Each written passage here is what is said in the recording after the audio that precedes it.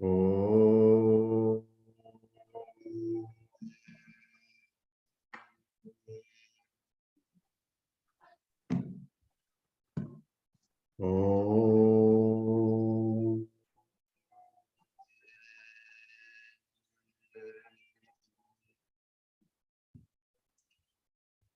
गणानां त्वा गणपतिगुं हवामहे कविं कवीनामुपवस्रवस्तमं ज्येष्ठराजं ब्रह्मणान् ब्रह्मणस्पद आनशृण्वन्नोतभिस्सीदसादनम् ॐ महागणाधिपतये नमः। प्रणो देवी सरस्वती वाजेर्वाजिनीवती धीनामवत्रेवतु। ॐ महासरस्वत्यै नमः। असतो मा सद्गमय तमसो मा ज्योतिर्गमय मृत्योर्मा अमृतंगमय। ओम शांति शांति शांति। मातृदेवो भव पितृदेवो भव आचार्य देवो भव अतिथि देवो भव। ओम गुरुर्ब्रह्मा गुरुर्विष्णु गुरुर्देवो महेश्वरः गुरुः साक्षात् परं ब्रह्म तस्मै श्री गुरवे नमः। हरिः ओम। अद्य वेद संस्कृति समिति अष्टसप्ततिः तम चर्चा वेदिकायां सर्वेभ्यः स्वागतं व्याहरामि। अद्य विशिष्ट अतिथि महोदय ब्रह्मश्री चिर्रावूर शिवरामकृष्ण महोदयः। भवान् वेदवाङ्मय ज्ञान विज्ञान खनि अस्ति। भवान् सुपरिचितः। अस्माकं वाङ्मय प्रपंचे बहवः डॉक्टरेट पुरस्काराणि स्वीकृतवन्तः, बहवः प्रवचनान् दत्तवन्तः, बहवः पुस्तकानि लिखितवन्तः। भवतः परिचयं कर्तुम् अहम् आसक्तः। विशालश्री महोदयम् अहम् आहूतवान्, परन्तु सः किञ्चित् अन्य विषये व्यग्रः आसीत्। तत्कारणात् अहम् आरम्भं करोमि। महोदय नमस्कारः, स्वागतं। शिवरामकृष्ण महोदय नमांसि। भवान् शिवरामकृष्ण महोदय एक अस्माकं गुरुतुल्यः अस्ति। भवान् अपि Vedic the roots of basic roots of modern science in Veda Samskruti Samiti एक पत्रं प्रसादितवन्तः। तत् पत्रं रूपेण अस्माकं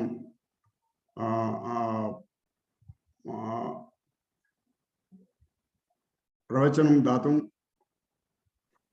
आह्वयामि। स्वागतं महोदय। विनम्रेण प्रणम्य स्वागतं व्याहरामि। नमस्कारः।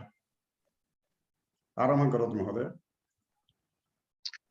श्री गुरुभ्यो नमः। श्री महागणाधिपतये नमः। श्री सरस्वत्यै नमः। हरिः ओम। पुष्पमध्यस्थितं देवं किरीटवरधारिणं महान्तं तं श्रेयः सिद्धिसिद्धे त्रं चित्रावती तीरे सत्यं चित्रस्रवस्तमं ज्योतिश्चेतोगतं नृणां चिराचरण्यवन्तमः।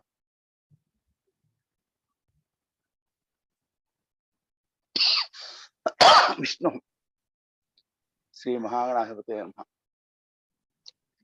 प्राचीन సభాయి నమః। సభకు ఆధ్యక్షం వహించినటువంటి పెద్దలకు నమస్కారం। ప్రాచీన భారతీయ యంత్ర విజ్ఞానం అనే అంశం పైన నేను ప్రస్తుతం ఈ పేపరు ప్రవర్తిస్తున్నాను।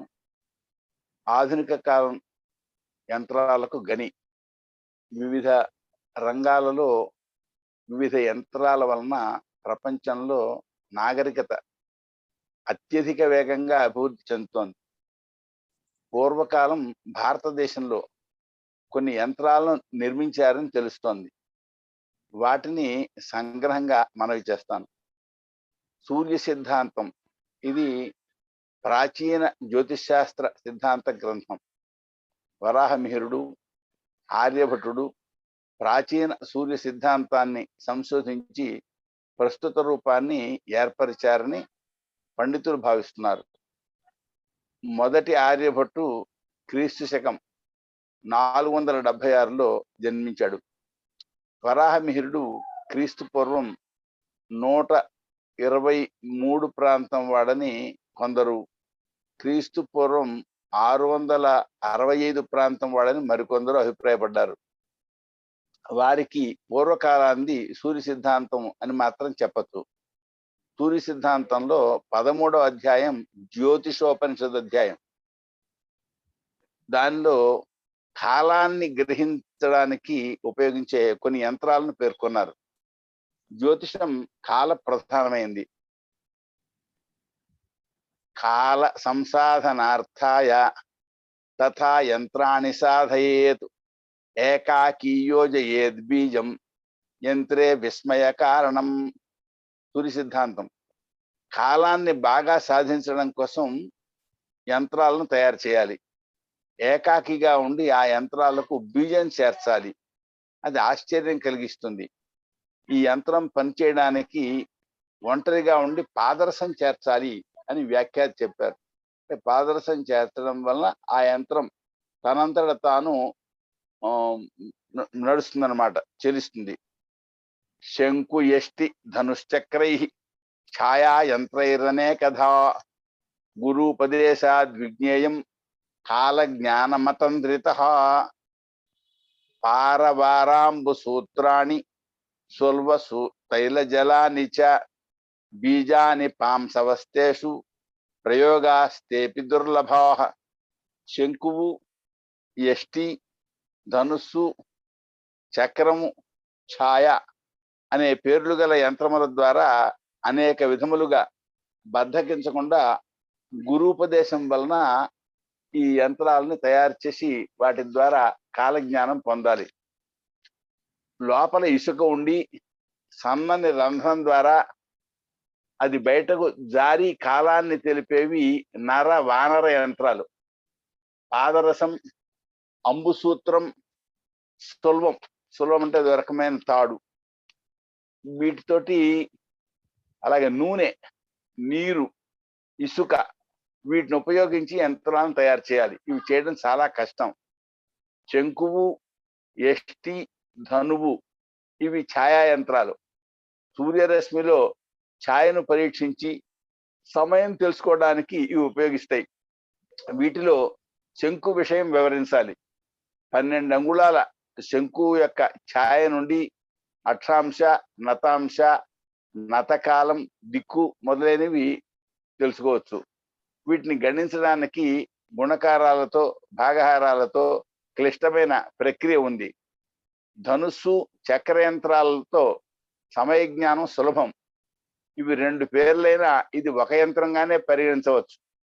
చక్ర యంత్రంలో ఒక గుండ్రటి చక్రం, అంచున సమానమైన దూరంలో గుర్తులు, అంకెలను సూచిస్తాయి.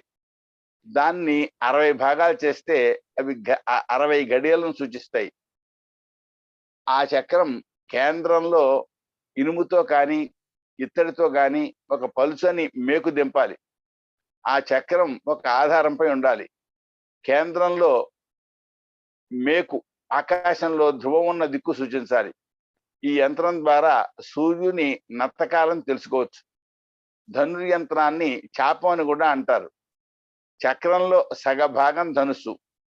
దీనితో యంత్రాన్ని నిర్మిస్తే సూర్యుని నతకాలం వస్తుంది.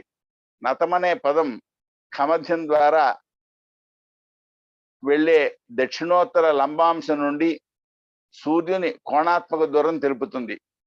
జలయంత్రాలు, సైకత యంత్రాలు కూడా ఉన్నాయి. జలయంత్రానికి కపాల యంత్రం అని పేరు. ఇది కపాలాకారంలో అర్ధగోళాకారంగా ఉంటుంది. దాని క్రింద భాగంలో చిన్న చిల్లు ఉంటుంది. దీనిలో నీటిలో తేలే విధంగా ఉంచితే లోపల నీరు ప్రవేశించి నీరు నిండాక మెల్లగా మునిగిపోతుంది. ఈ కపాలం ఒక రోజులో 60 సార్లు నిండే పరిమాణంతో చిల్లు పరిమాణం ఉండాలి. దానివలన 60 గడియలు కాలం వస్తుంది. ఒకసారి ఆ కపాలం నిండడానికి ఒక గడియ పడుతుంది. గడియ అంటే 24 నిమిషాలు. గడియను సంస్కృతంలో ఘటి అంటారు. అందుకే ఈ యంత్రానికి ఘటి యంత్రం అని పేరు. ఆ ఘటి యంత్రం అనే పదమే తర్వాత గడియారంగా మారింది. ఈ యంత్రాలను పాదరసం, నూనె, నీరు మొదలైన వాటి ద్వారా స్వతంత్రంగా కదిలేలా చేసేవారు. కపాల యంత్రాన్ని చెప్పిన శ్లోకం ఇది. తామ్ర పాత్ర మధశ్చిద్రం న్యస్తం కుంభే అమలాంభసి షష్టిర్మజ్జత్యహోరాత్రే స్ఫుటం యంత్రం కపాలకం. నరయంత్రం. నరయంత్రం తథా సాధు దివా వా విమలే రవౌ ఛాయా సంసాధనై ప్రోక్తం కాల సాధనముత్తమం. పగలు ఆకాశం నిర్మలంగా ఉన్నప్పుడు నీడ చేత కాలాన్ని సాధించవచ్చు. అదే నరయంత్రం. భూభగోళ యంత్రం. భూ అంటే భూమి, భ అంటే ఆకాశం. భూమి ఆకాశం గోళాకారంగా గోచరిస్తున్నాయి. ఖగోళంలోనే గ్రహాలు నక్షత్రాలు ఉన్నాయి కదా. అభీష్టం పృథివీ గోళం కారయిత్వా తుద్దారవం దండం తన్మధ్య గమ్మేరో ఉభయత్ర వినిర్గతం. కర్రతో అభీష్టమైన భూగోళాన్ని తయారు చేయాలి. దాని మధ్య ఒక కర్రను పెట్టి రెండు వైపులకు వచ్చేలా చేయాలి. ఆ కర్ర కొనలు మేరువును తెలుపుతాయి. ఆ దండం ఆధారంగా చేసుకొని కర్రతో చేసిన రెండు వృత్తాలు ఒకదానికొకటి సమకోణంగా ఉండేలా చేయాలి. ఆ రెండు వృత్తాల మధ్య విషువద్వృత్తం ఉండాలి. ఈ మూడు వృత్తాలను 360 అంశాలు ఉండేలా చేయాలి. వాటిని గుర్తించాలి. ఇలా ఈ భూభగోళ యంత్ర రచన వర్ణన సాగింది. ఇది ఎల్లప్పుడూ తిరిగే ఏర్పాటు కూడా చెప్పారు. వస్త్రఛన్నం బహిశ్చాపి లోకాలోకేన వేష్టితం అమృతస్రావ యోగేన కాల భ్రమణ సాధనం త్వంగ బీజ సమాయుక్తం గోళ యంత్రం ప్రసాదయేత్ గోప్యమేతత్ ప్రకాశోక్తం సర్వగమ్యం భవేదిహ అని దీని గురించి అక్కడ చెప్పారు. దృశ్యం అదృశ్యం. ఈ దృశ్యాదృశ్య గోళాల క్షితిజ వృత్తం నిర్మించిన గోళంపై వస్త్రం కప్పి గోళం తనంతట తాను తిరిగి నక్షత్ర కాలాన్ని సూచించే రీతిగా నీటి ప్రవాహం ద్వారా ఏర్పాటు చేయాలి. పాదరసం ద్వారా కూడా ఏర్పాటు చేయొచ్చు. ఇదంతా గురూపదేశం ద్వారా తెలుసుకొని ఈ యంత్రరచన చేయాలి అని. తర్వాత సిద్ధాంత శిరోమణి. దీన్ని వ్రాసిన వారు రెండవ భాస్కరాచార్యులు. ఈ గ్రంథం చాలా విస్తృతం. దీనిలో లీలావతి అనే గణిత శాస్త్రం ఒక భాగం. బీజగణితం, గణితాధ్యాయం, గోళాధ్యాయం అని 4 భాగాలు ఉన్నాయి. లీలావతి ప్రసిద్ధమైంది. గోళాధ్యాయంలో అనేక యంత్రాలు ఉన్నాయి. ఈ భాస్కరుడు శక సంవత్సరం 1036లో అంటే క్రీస్తు శకం 1114లో జన్మించాడు. తన 36వ ఏట సిద్ధాంత శిరోమణి వ్రాశాడు. తన 69వ ఏట కరణ కుతూహలం అని మరో గ్రంథం రచించాడు. గోళం, నాడీ వలయం, యష్టి, శంకు, ఘటీ చక్రం, చాపం, తుర్యం, ఫలకం, ధీరేకం, పారమార్థికం యంత్రం. గోళం, నాడీ వలయం, యష్టి, శంకువు, ఘటి, చక్రం, చాపం, తుర్యం, ఫలకం అనే యంత్రాలు చెప్పి బుద్ధి ఒకటే పారమార్థికమైన యంత్రం అని చెప్పాడు. వీటన్నిటికీ లక్షణాలు, ఉపకరణాలు చెప్పారు. యష్టి సాధనం, యష్టి ప్రయోజనం, యష్టి యంత్రం, స్వయంవహ యంత్రాలు, తమంతట తామే చరించే యంత్రాలు చెప్పారు. ఆయుర్వేదంలో కూడా యంత్రాలు ఉన్నాయి. అయితే పైన చెప్పిన యంత్రాలకు చలించడానికి, స్వయంగా చలించడానికి పాదరసం ఉపయోగించాలి. ఇక ఆయుర్వేదంలో కూడా యంత్రాల వినియోగం ఉంది. ఔషధాలను పాకం చేయడం కోసం ఉపయోగించే యంత్రం వాలుకా యంత్రం, ఇంకా దోలా యంత్రం, స్నేహన యంత్రం, విద్యాధర యంత్రం, చంద్రమూషా యంత్రం, భూధర యంత్రం అతడు చెప్పారు. మూషా యంత్రం, వక యంత్రం, కవచి యంత్రం కూడా ఉన్నాయి. ఇవి వైద్యక రసేంద్రసార సంగ్రహంలో జారణాధ్యధికారంలో చెప్పారు. చికిత్సకు ఉపయోగించేవి 101 యంత్రాలు ఉన్నాయి. యంత్రశతమేకోత్తరం అత్ర హస్తమేవ ప్రధానతమం యంత్రాణం అవగచ్చ కిం కారణం యస్మాద్ధస్తాదుతే యంత్రాణం అప్రవృత్తిరేవ తదధీనత్వాద్యంత్ర కర్మణం. ఇక్కడ 101 యంత్రాలు ఉన్నాయి. వీటిలో చేయి ప్రధానం. చేయి లేకపోతే యంత్రాలు ఉపయోగించవు. యంత్రకర్మలు చేతికి అధీనంలో ఉన్నాయి. స్వస్తిక యంత్రాలు, సందంశ యంత్రాలు, తాళ యంత్రాలు, నాడీ యంత్రాలు, చలాకా యంత్రాలు, ఉపయంత్రాలు అని యంత్రాలు 6 విధాలు. వాటిలో స్వస్తిక యంత్రాలు 24, సందంశ యంత్రాలు 2, తాళ యంత్రాలు 2, నాడీ యంత్రాలు 20, చలాకా యంత్రాలు 28, ఉపయంత్రాలు 25, మొత్తం 101. ఇవి తరచుగా లోహాలతో తయారు చేస్తారు. లోహం లభించకపోతే ఇతరాలతో కూడా చేస్తారు. వీటి ముఖాలు తరచుగా క్రూర మృగాల యొక్క, ఇతర మృగాల యొక్క, పక్షి మృగాల యొక్క ముఖాలను పోలి ఉంటాయి. శాస్త్రం వలన, గురువు వలన, ఇతర యంత్రాలను చూడడం వలన, యుక్తి వలన వీటిని తయారు చేయాలి. ఈ యంత్రాలు సమాహితంగా ఉండి బాగా దృఢంగా మంచి రూపంతో నునుపుగా పట్టుకోవడానికి వీలుగా ఉండాలి. స్వస్తిక యంత్రాలు 18 అంగుళాలకు ప్రమాణం కలిగి ఉండాలి. ఎముకలు, విరిగిన శల్యాలు పైకి తీయడానికి ఉపయోగిస్తాయి. సందంశ యంత్రాలు 16 అంగుళాలు ఉంటాయి.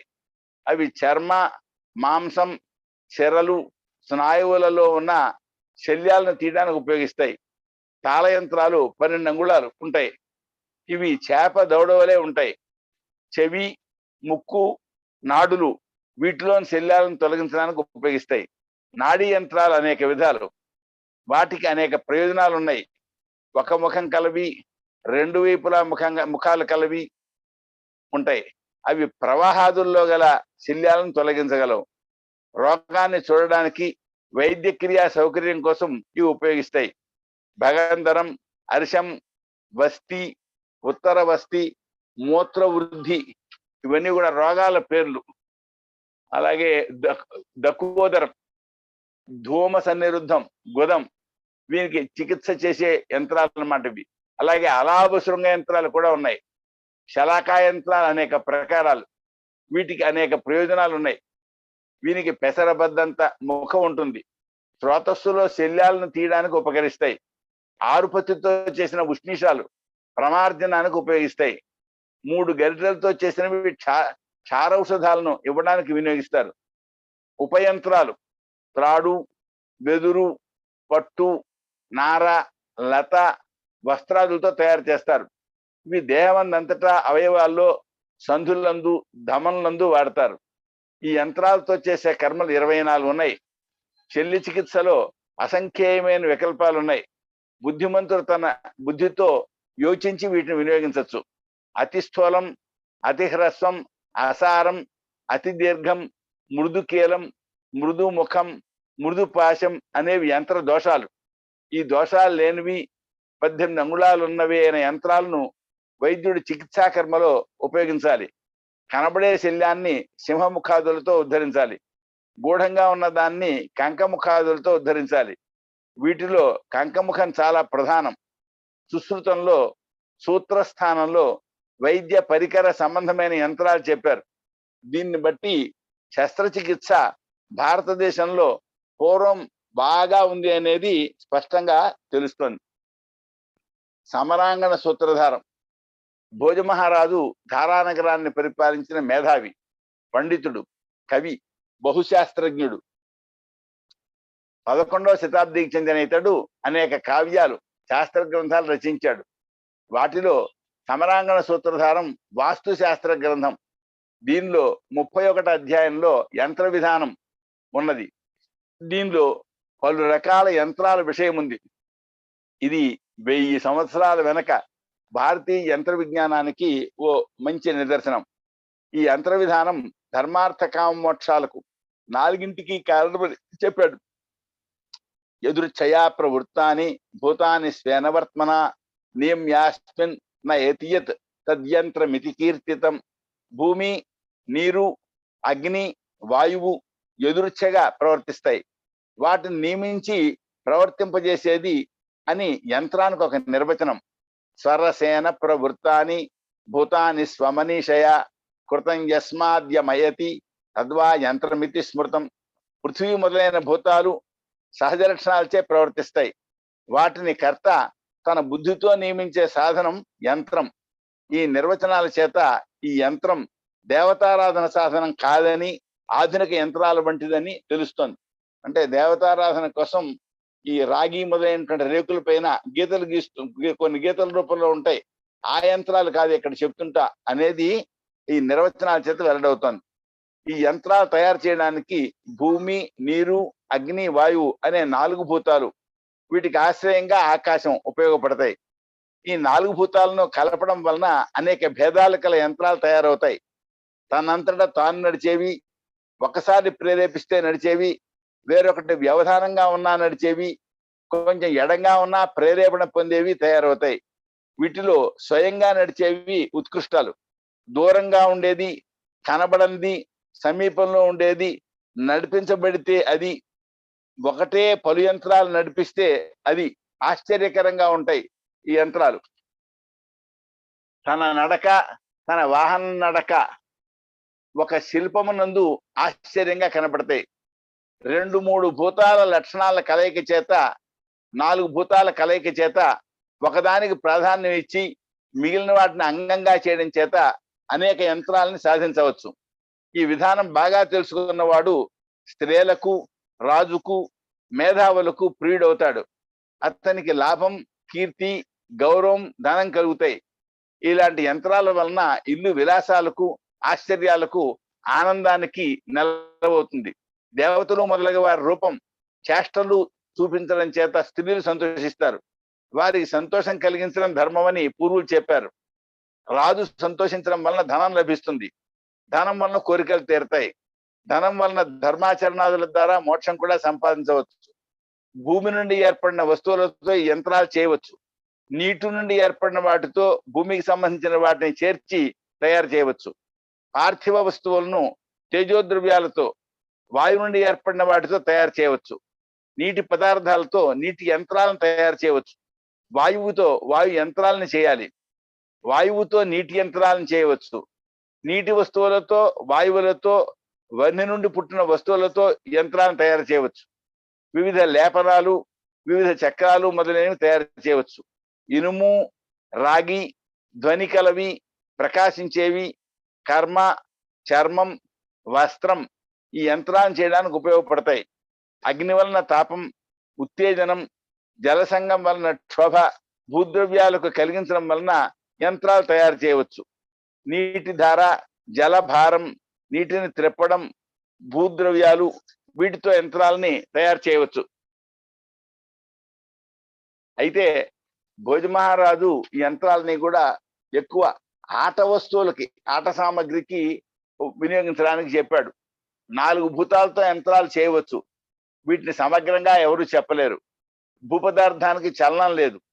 నీరు, అగ్ని, గాలి వీటికి సహజ చలనం ఉంది. భూపదార్థాలకు చలనం కలిగిస్తే వస్తుంది. అతుకులు బాగా కలిసి ఉండడం, గమనంలో జారుపాటు లేకపోవడం, మన కోరికకు అనుగుణంగా నడవడం, లయతాళాలకు అనుగుణంగా నడవడం, అవసరమైన పని నెరవేర్చడం, పని చేయడం కోసం ఆకృతి మారిన మరల యథాతథంగా అవడం, దార్ఢ్యం, నునుపుదనం, చిరకాల మన్నిక ఈ యంత్రవాహనాల యొక్క గుణాలు. ఒక వస్తువు చాలా వస్తువులు నడిపించడం, చాలా వస్తువులచే ఒకటి నడవడం యంత్రాలను జరుగుతుంది.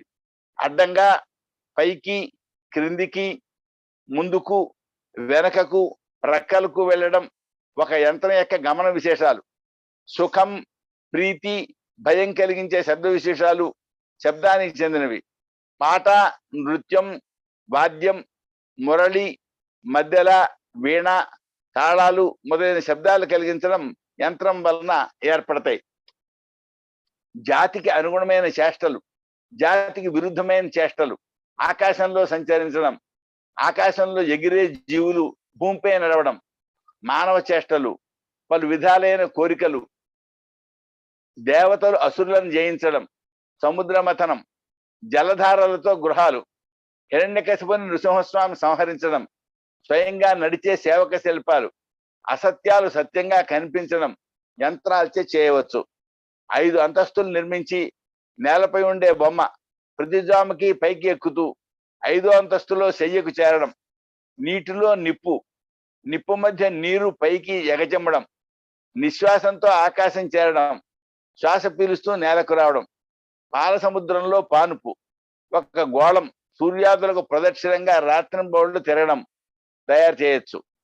ఏనుగు బొమ్మపై పురుషుడు ఓ గడియలో ఓ యోజనం చుట్టి రావడం, ఓ దీపంతో ఉన్న బొమ్మ తాళానుగుణంగా ప్రదక్షిణంగా నృత్యం చేస్తూ దీపపాత్రలో నూనె అయిపోతే నూనె మళ్ళీ వేసుకోవడం, ఎంత నీరు పోసినా తాగే ఏనుగు బొమ్మ, చిలుక మొదలగు పక్షులు తాళానుగుణంగా నృత్యం చేస్తూ మాట్లాడుతూ ఆశ్చర్యం కలిగించడం, బొమ్మ ఏనుగు, బొమ్మ గుర్రం తిరుగుతూ చేష్టలు చేస్తూ తాళానుగుణంగా నృత్యం చేస్తూ మనస్సులను ఆకర్షించడం, దివ్యమైన అశక్యమైన చేష్టలు చేయడం, వేణువు వాయించడం, పాటలు పాడడం చేయవచ్చు.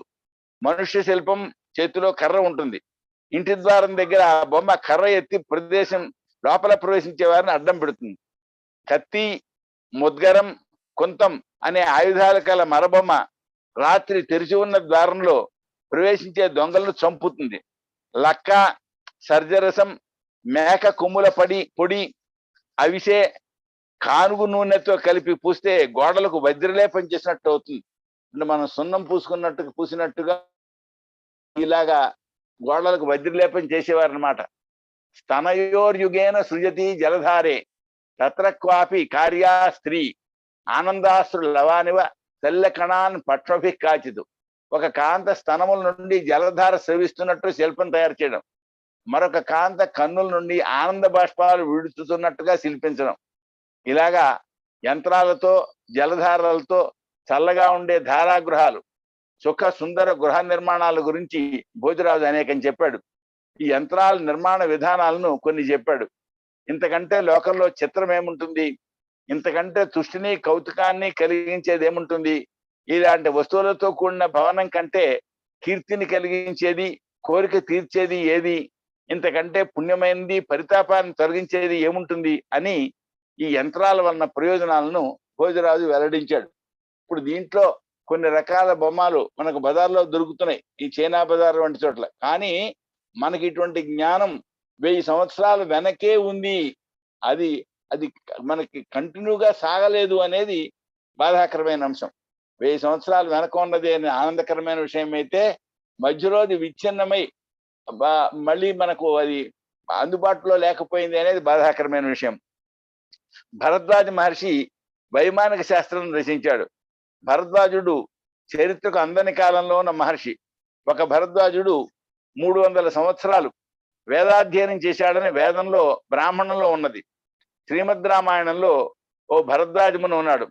ఆయన సైన్య సమేతంగా భరతునికి విందు ఇచ్చాడు. ఓ ముని అంతమందికి అంత గొప్ప విందు ఎలా ఇవ్వగలిగాడనేది ఓ గొప్ప వింత. అది తపోబలం అని చెప్పారు. భరద్వాజ మహర్షి పేర వైమానిక శాస్త్రం ఉంది. అది ఆయన వ్రాసిన యంత్ర సర్వస్వం అనే పెద్ద గ్రంథంలో ఒక భాగం. శ్రీమద్ రామాయణంలో పుష్పక విమానం ఉన్నది. ఈ పుష్పక విమానం ఒక రకమైన విమానం పేరు. వైమానిక శాస్త్రం తెలిపిన ఒక విమానం పేరు పుష్పకం అనేది. అంటే మరి అప్పటికే ఈ వైమానిక శాస్త్రం రచించారేమో. ఈ వైమానిక శాస్త్రంలో పలు గ్రంథాలను పేర్కొన్నారు. వాటిలో అధిక భాగం విజ్ఞాన శాస్త్ర గ్రంథాలే. భరద్వాజుని యంత్ర సర్వస్వం, నారాయణుడు వ్రాసిన విమాన చంద్రిక, దుండినాథుడు రచించిన వ్యోమయానార్క ప్రకాశం, శౌనకుని వ్యోమయాన తంత్రం, చక్రాయణుని ఖేటయాన ప్రదీపిక, వాచస్పతి యాన బిందువు, గర్గ మహర్షి యంత్ర కల్పనం, బోధాయన్ని ధాతు సర్వస్వం, లల్లుని యంత్ర కల్పతరువు, భరద్వాజుని ఆకాశ తంత్రం, శాకటాయన్ని లోహశాస్త్రం, ఛాయాపురుష శాస్త్రం, అత్రిముని లోహకల్పం, లల్లుని భస్త్రికాకల్పం, లల్లుని సంధాన పటలం, దర్పణ నిర్ణయం, లోహ ప్రకరణం, దర్పణ శాస్త్రం, లోహ సర్వస్వం, యంత్ర ప్రకరణం, పట ప్రదీపిక, క్షీర పటకల్పం, ఖేట విలాసం, లోహతత్వ ప్రకరణం, దర్పణ ప్రకరణం, ఖేట సర్వస్వం, ద్రావక ప్రకరణం, ఖేట యంత్రం, లోహ రత్నాకరం, మోషకల్పం, పస్త్రికా నిబంధనం, దర్పణ కల్పం, లోహాధికరణం, లోహ రహస్యం, తైల ప్రకరణం, ఖేట సంగ్రహం. ఇవి విమాన నిర్మాణానికి చెందిన గ్రంథాలు. కానీ ఇవన్నీ ఇప్పుడు ఏమైపోయాయో తెలియదు. ఈ వైమానిక శాస్త్రంలో కూర్మకుండం, మండూక కుండం, మూషాకుండం మొదలైన 30 కుండాలను పేర్కొన్నారు. చంచూపుట మూష, పూర్ణ మూష, పద్మముఖ మూష, మొదలైన 22 మూషలను పేర్కొన్నారు. కూర్మ భస్త్రిక, త్రిముఖి భస్త్రిక, అంతర్ముఖ భస్త్రిక మొదలైన 20 భస్త్రికలను పేర్కొన్నారు. గర్భతాపన యంత్రం, పాచన యంత్రం, పాకఘాత యంత్రం, మఠగర్భ క్రియా యంత్రం, వాత చోదనా యంత్రం, ఊష్మక యంత్రం, నాళస్తంభ యంత్రం, వాతాకర్షణ యంత్రం, పీఠ యంత్రం, ధూమోద్గమన యంత్రం, శుండల యంత్రం, భస్త్రికా ముఖ యంత్రం, ద్రవాకర్షణ యంత్రం, నిర్యాస పాక యంత్రం, రశ్మ్యాకర్షణ నాళ యంత్రం, తంత్రి సంధాన చక్రం, కీలి చాలన యంత్రం, ద్రవాహరణ యంత్రం, యంత్రఫేనకర యంత్రం, కుట్టిణి యంత్రం, అంతర్ముఖ యంత్రం, తాపన యంత్రం, తైలాహరణ యంత్రం అని 25 యంత్రాలను పేర్కొన్నారు. ఇవన్నీ యంత్రాలు కనుక ఆ పేర్లను కూడా నేను చెప్పాను. ఈ యంత్రాలని సంధానం చేసి విమానం చేసేవారిని పేర్లను బట్టి తెలుస్తుంది. తరువాత వీటి ఉపయోగాలను కూడా చెప్పారు. విమాన నిర్మాణంలో విశ్వక్రియా దర్పణం, శక్త్యాకర్షణ దర్పణం, ద్విముఖ దర్పణం మొదలైన 32 దర్పణాలను ఉపయోగించారు. విమానం తయారీలో ఉపాంగ యంత్రాలు పరివేష క్రియా యంత్రం, సంధాన కీలక యంత్రం, అంగోపాంగ సంహార యంత్రం,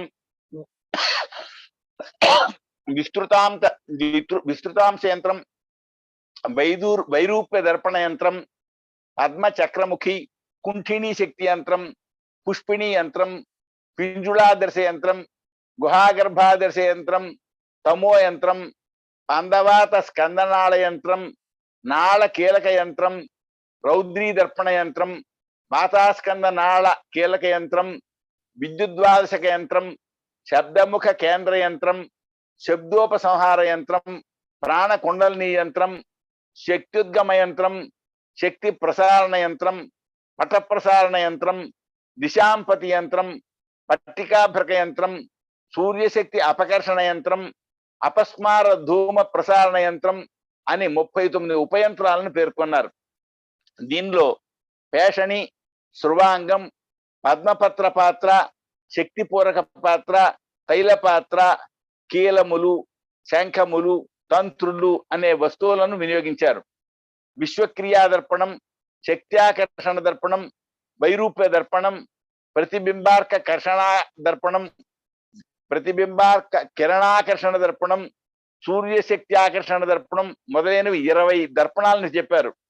స్వామక లోహం, సౌండాలిక లోహం, మౌర్తిక లోహం, ఉష్ణంభర లోహం మొదలైన 40 లోహాలను ప్రస్తావించారు. యంతృత్వాధికరణం, వేగాధికరణం, స్తంభనాధికరణం, దింగ్ నిర్ణయాధికరణం మొదలైనవి అధికరణాల పేర్లు. ఇవి విమాన విషయాల్లో అవసరమైన అనేక అంశాలను తెలుపుతున్నాయి. ఈ వైమానిక శాస్త్రం రాసినవాడు ఋషి అవడం చేత విమానం అధిష్ఠించిన వాడు బ్రహ్మపదం పొందుతాడు అని చమత్కారంగా చెప్పాడు. విమాన శబ్దం చేత ప్రణవం చెప్తే ప్రణవాన్ని ధ్యానించడం చేత పరబ్రహ్మను పొందుతాడు అని ఒక భావం. విమానంలో ప్రయాణించిన వాడు బ్రహ్మలోకాన్ని చేరవచ్చు అని ప్రస్తుతానికి సంబంధించిన అర్థం. అంటే మరి వారు ఈ విమానాల్లో ఇతర లోకాలను కూడా చేరడం కోసం ఏర్పాట్లు చేశారు అని తెలుస్తోంది. ఈ విషయం వ్యాఖ్యాత బోధాందైతి చెప్పారు. యద్విమానగతా సర్వే యాంతి బ్రహ్మాపరం పదం. ఇది భరద్వాజుని వాక్యం. వాచక ప్రణవో యత్ర విమాన ఇది వర్ణిత. ఇది వ్యాఖ్యాత వచనం. మనం పురాణాల్లో వింటుంటాం ఈ రైవతకుడు మొదలైనటువంటి వాళ్ళు బ్రహ్మలోకం మొదలైన చోట్లకి వెళ్ళారు అని. ఎలా వెళ్ళారో మనకు ఆ వివరం తెలియదు.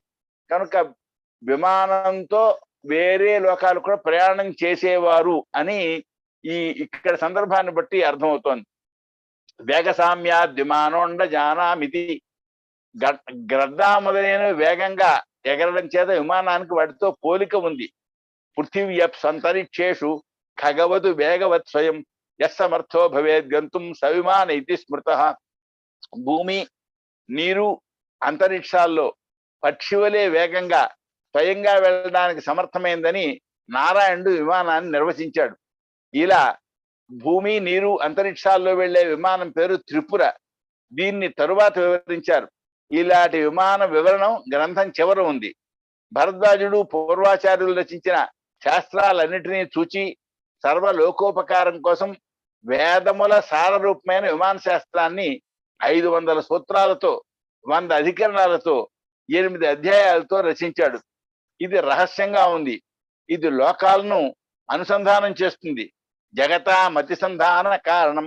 ఇతర లోకాలకు కూడా దీనిలో వెళ్ళవచ్చును అని గ్రంథకర్త చెప్పాడు. దేశాద్దేశాంతరం తద్వతు ద్వీపాంతరం తథా లోకాల్లోకాంతరం చాపి యోంబరే గంతుమర్హతి సవిమాన ఇది ప్రోక్తో ఖేట శాస్త్ర విదాంబరై. ఒక దేశా నుండి మరొక దేశం, ఒక ద్వీపా నుండి మరొక ద్వీపం, ఒక లోకా నుండి మరొక లోకం వెళ్ళడానికి సామర్థ్యం కలిగి విమానమని ఖేట శాస్త్రజ్ఞులు చెప్పారు. విమానాన్ని నడిపే విద్యలో 32 రహస్యాలు ఉన్నాయి. మాంత్రికం, తాంత్రికం, కృతకం, అంతరాళకం, గూఢం, దృశ్యం, అదృశ్యం, పరోక్షం, అపరోక్షం మొదలైనవి ఆ రహస్యాలు. ఈ విమానం నడిపే వారికి 5 మార్గాలు తెలియాలి. రేఖ, మండలం, కక్ష్య, శక్తి, కేంద్రం అనేవి ఆ మార్గాలన్నమాట. పైన పేర్కొన్న 5 మార్గాల్లో ఏవి ఏ లోకానికి వెళ్ళడానికి ఉపయోగపడతాయో చెప్పారు. పథంలో ఆవర్తనాలు 5 ఉన్నాయి. అవి విమానాలను ధ్వంసం చేస్తాయి. రేఖాపథంలో శక్తి ఆవర్తనం, మండల మార్గంలో వాతావర్తనం, కక్ష్యా మార్గంలో కిరణావర్తనం, శక్తి పథంలో శైత్యావర్తనం, కేంద్ర మార్గంలో ఘర్షణావర్తనం. 32 రహస్యాలను, 5 మార్గాలను, ఆవర్తాలను తెలిసిన వాడు ఈ విమాన శాస్త్రానికి అధికారి. విశ్వక్రియా దర్పణ స్థానం మొదలుకొని విమానంలో స్థానాలు మొత్తం 31. అవి విశ్వక్రియా దర్పణ స్థానం, శక్తి ఆకర్షణ స్థానం, పరివేష స్థానం మొదలైనవి. విమాన చోదకులు వృత్తి భేదాన్ని బట్టి వేరువేరు వస్త్రాలు ధరించాలి. ఆ వస్త్రాలను తయారు చేసే పద్ధతిని కూడా ఇక్కడ చెప్పారు. విమాన చోదకులు తీసుకొనదగిన ప్రత్యేక ఆహారాలను పేర్కొన్నారు. ఋతువులకు చెందిన విషశక్తులను తెలుసుకొని ప్రత్యేక భోజన కాలాలని పేర్కొన్నారు. ఆహారం లేనప్పుడు బలాన్నిచ్చే గుళికలను తీసుకోవాలని తెలిపారు. బరువు ఎక్కువ లేని ఊష్మపలోహాలను విమాన నిర్మాణంలో వాడాలి. శౌనక మహర్షి సౌమ, సౌండాల, మౌర్తికములనే లోహాలను విమాన నిర్మాణానికి వినియోగించాలని చెప్పారు. వీటి సమ్మేళనం వలన ఊష్మప లోహాలు 16 రకాలు తయారవుతాయి. అవి ఉష్ణంభర, ఉష్ణప, ఉష్ణహన మొదలైనవి. భూగర్భంలో ఖనిజం పొరలు ఉన్నాయి. వాటిలో 7వ పొరలో 3వ పొరలో ఉన్న సౌమ్య జాతులు 38. వాటిలో 3 ఊష్మపలోహం తయారు చేయడంలో ముఖ్యాలు. వాటి పేర్లను, సామర్థ్యాలను కూడా మునులు పేర్కొన్నారు. ఈ లోహాలను శుద్ధి చేయాలి. శోధించే పద్ధతి సంస్కార దర్పణంలో ఉంది. ఈ లోహాలను కరిగించి మేళనం చేసి విమాన నిర్మాణానికి కావలసిన లోహాలను తయారు చేయాలి. వీటిని కరిగించడానికి ప్రత్యేకమైనటువంటి కుండాలని చెప్పారు. దీనికోసం ప్రత్యేకమైన భస్త్రికలను తెలిపారు. ఆ భస్త్రికల నిర్మాణం గురించి కూడా వర్ణించారు. విమాన నిర్మాణంలో వాడే దర్పణాలు 7 రకాలు. విశ్వక్రియా దర్పణం, శక్త్యాకర్షణం మొదలైనవి. విమానయానానికి 7 శక్తులు అవసరం. వాటిలో తుందిల శక్తి చేత విమానం ఎగురుతుంది. పంజరా శక్తి వలన విమానం క్రిందకు దిగుతుంది. ఉష్ణశక్తి అపకర్షణం వలన విమానం సూర్యకిరణాలలో ఉండే ఉష్ణాన్ని గ్రహిస్తుంది. ఇలా అన్ని శక్తులకు వినియోగం ఉంది. విమానం చిత్ర విచిత్రమైన నడకలు 12 రకాలు. వాటిని విద్యుత్ శక్తులు కలిగిస్తాయి. చలనం, కంపనం, ఊర్ధ్వం, అధరం, మండలం, వేగం, అనులోమం, తిర్యంచం, పరాంగుఖం, స్తంభనం, చిత్రం ఆ 12 శక్తులు. విమానయానానికి ఉపయంత్రాలు అవసరం. ఇవి 32 పనులను నిర్వహిస్తాయి. అవి విశ్వక్రియాదర్శం, శక్త్యాకర్షణ యంత్రం, పరివేష క్రియా యంత్రం మొదలైనవి. విమానంలో ఉపయోగించే మణులు శిరోమణులు. అవి 103. వీటిని విమానానికి పైన అంటే శిరకేంద్రంలో పెట్టాలి. విద్యుత్ తంత్రి ముఖాన్ని నుండి తంత్రులను మూలంలో స్థాపించాలి. శక్తి సంధాన కీలకాలు 25. వాటిలో పింజుళీకం, క్రీరణకం, డింభకం మొదలైనవి సంధాన కీలకాలు. వీటిలో సూర్యాంశ సంధాన కీలకాలు ఉన్నాయి. సూర్యాది గ్రహాలకు చార, అతిచార, వక్ర, అతివక్ర అనే సంచారాలు ఉన్నాయి. వీటిని జ్యోతిష్ శాస్త్రంలో చెప్పారు. వీటి చేత మేషాది రాశులందు గల శక్తుల సమ్మథనం జరుగుతుంది. దీనివలన ఆకాశమందలి తరంగాల శక్తికి ఉద్రేకం కలుగుతుంది. ఆ రెండింటి సంఘర్షణ వలన అగ్నిజ్వాల ప్రవాహం వంటి ప్రభావం ఏర్పడుతుంది. దీనివల్ల విమానం మండిపోయే అవకాశం ఉంది. అలా జరగకుండా అంగోపసంహార యంత్రం వినియోగించాలి. ఆ యంత్రం నిర్మాణం చెప్పారు. విమాన నాశనం కోసం ప్రయత్నించే శత్రువులకు శరీరం విరూపంగా చేసే యంత్రం వైరూప్య దర్పణ యంత్రం.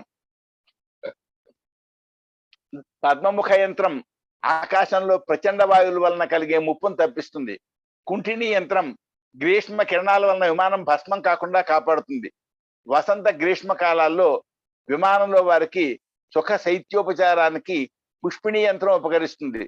2 వాయువుల ఆవర్తనలో సూర్యకిరణాల ప్రసారం వలన వజ్రం వంటి సూర్యాతపం కలుగుతుంది. ఆ అపాయం తొలగడానికి పింజుళాదర్శం వాడాలి. విమానంలో పొగ వ్యాపించినప్పుడు దాన్ని బయటకు పంపడానికి నాళ పంచకం అవసరం. విమానం నాశనం చేయడానికి శత్రువులు మహాగోళం, అగ్నిగర్భం మొదలైన యంత్రాలను ఉంచుతారు. వాటిని ముందే కనుగొనడానికి గుహా గర్భాదర్శ యంత్రం ఉపయోగిస్తుంది. ఇలా శత్రువుల వలన, వాతావరణం వలన కలిగే ప్రమాదాలను తప్పించుకోవడానికి ఇంకా యంత్రాలు చెప్పారు. సూర్యకిరణాల్లో ఉన్న విద్యుత్ సమూహాలు విడిపోవడం వలన ఏర్పడే అజగర శక్తి వలన విమానం ఆగిపోతుంది.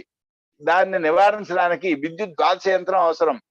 ధూమ విద్యుద్వాత శక్తులను ప్రసరింపచేసి విమానం నడుపుటకు ప్రేరేపించడానికి, స్తంభింపజేయడానికి, విచిత్రంగా నడపడానికి, అడ్డదిడ్డంగా నడపడానికి ఉపయోగించేది ప్రాణ కుండలిని యంత్రం. మంచు వలన ఏమీ కనబడని స్థితి వచ్చి దానిచే ప్రాణహాని కలుగుతుంది. ఆ అపాయం తప్పించడానికి శక్త్యుద్గమన యంత్రాన్ని విమానం నాభి కేంద్రంలో స్థాపించాలి. విమానంపై పిడుగు పడకుండా ఉండడానికి శరకీలక యంత్రం నెలకొల్పాలి. 24 మైళ్ళ దూరం లోపల పక్షుల వలన కానీ, మనుష్యుల వలన కానీ, యంత్రాల ద్వారా కానీ కలిగే శబ్దాలు గ్రహించడానికి శబ్దాకర్షణ యంత్రం నెలకొల్పాలి. అన్ని దిక్కులకు విమానం వెళ్ళడానికి, అపాయ నివారణకి, ఉపాయం తెలియడానికి సాంకేతిక జ్ఞానం కొరకు పటప్రావరణ యంత్రం విమాన భుజ భాగంలో అమర్చాలి. ప్రయాణ సమయంలో ఆకాశంలోని గాలుల వలన కలిగే అనారోగ్య నివారణకి దిశాంపతి యంత్రం స్థాపించాలి. గ్రహముల సంధుల్లో కలిగిన జ్వాలాముఖం నాశనం చేయడానికి పట్టికాభ్రక యంత్రం ఉంచాలి. త్రేతాయుగంలో మంత్ర ప్రభావం, ద్వాపర యుగంలో తంత్ర ప్రభావం, కలియుగంలో కృతకత్వం కలిగిన విమానాలు ఏర్పడ్డాయి. త్రేతాయుగంలో పుష్పక విమానం మంత్ర ప్రభావం కలది. అంతరిక్ష విమాన విషయాలు చెప్పేవి 6 శాస్త్రాలు ఉన్నాయి. త్రేతాయుగంలో 25 రకాల విమానాలు ఉన్నాయి. అవి పుష్పకం, అజముఖం, భ్రాజస్వత్వం మొదలైనవి.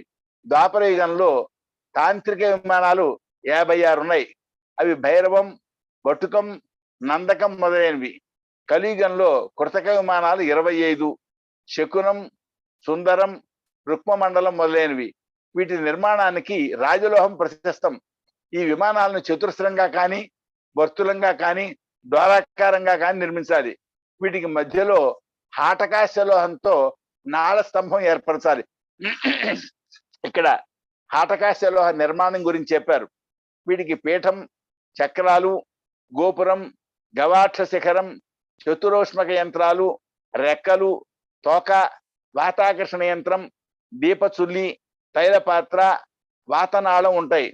వీటితో శకున విమానం తయారు చేయాలి. ఇలా కృతక విమానాలను చెప్పి త్రిపుర విమానం గురించి చెప్పారు. దీనికి 3 ఆవరణాలు ఉంటాయి కనుక త్రిపురం అని దీని పేరు. ఇది నేల మీద, నీటి మీద, అంతరిక్షంలోనూ ప్రయాణం చేయగలదు. దీనిలో ప్రథమ భాగం నేల మీద, రెండవ భాగం నీటిపైన, మూడవ భాగం అంతరిక్షంలోనూ ప్రయాణం చేస్తుంది. దీన్ని ఋగ్వేదంలో ఆశ్వన సూక్తంలో పేర్కొన్నారు. ఇలాగా అక్కడ వాహనాలు అనే పేరుతో పిలిచారు. 3 చోట్ల ప్రయాణం చేసేటువంటి వాహనం గురించి అక్కడ చెప్పారు. ఈ విమానాన్ని త్రినేత్ర లోహంతో తయారు చేయాలి. దీనికి శుద్ధం చేసిన అభ్రకంతో ఆవరణం ఏర్పాటు చేయాలి. అత్యంత లఘ్వచ్ఛేద్య మదాహ్యం నాశవర్జితం భవే శుద్ధాభ్రకంతేన విమానం కారయే దృఢం.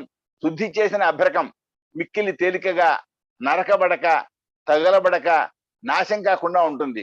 దీంతో దృఢమైన విమానం తయారు చేయాలి. దీనికి ప్రథమావరణం కంటే ద్వితీయావరణం చిన్నదిగా ఉండాలి. భరద్వాజ మహర్షి రాసిన మహాగ్రంథం యంత్ర సర్వస్వం, దానిలోని భాగం ఈ వైమానిక ప్రకరణం. దీన్నే వైమానిక శాస్త్రం అని పిలుస్తున్నారు. యంత్ర సర్వస్వంలో మరెన్ని మహాయంత్రాలు ఉన్నాయో, ఇలాంటి మహాగ్రంథాలు ఎన్ని నశించాయో. 1193లో బక్తియార్ ఖిల్జీ బీహార్లో నలంద విశ్వవిద్యాలయం నాశనం చేసినప్పుడు 1,10,00,000 తాళపత్ర గ్రంథాలను తగలబెట్టాడని చెప్తారు.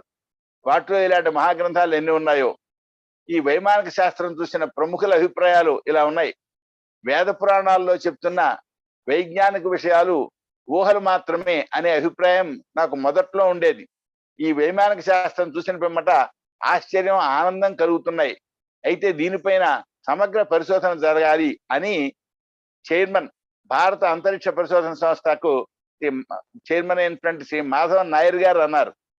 వేదములు విజ్ఞాన భాండాగారాలనే సత్యం ఈ గ్రంథం నిరూపిస్తోంది. మన మహర్షుల అద్భుత వైజ్ఞానికులు అనడానికి ఇదే తార్కాణం. నేడున్న సైన్స్ పరిధిలో ఈ గ్రంథంపై 100 PhDలు చేయవచ్చు అని స్వతంత్ర కుమార్, వైస్ ఛాన్సలర్, గురుకుల విశ్వవిద్యాలయం, హరిద్వార్ వారు అన్నారు. కనుక ప్రాచీన కాలంలో మనకి వైజ్ఞానికంగా కూడా, యంత్రపరంగా కూడా చాలా అభివృద్ధి ఉంది. ఇంతకు ముందు ఊరికే యంత్రాలంటే రాగిరేకులపై రాసినటువంటి దేవతారాధనకు సంబంధించినవి మాత్రమే అనే భ్రాంతిగా ఉండేది.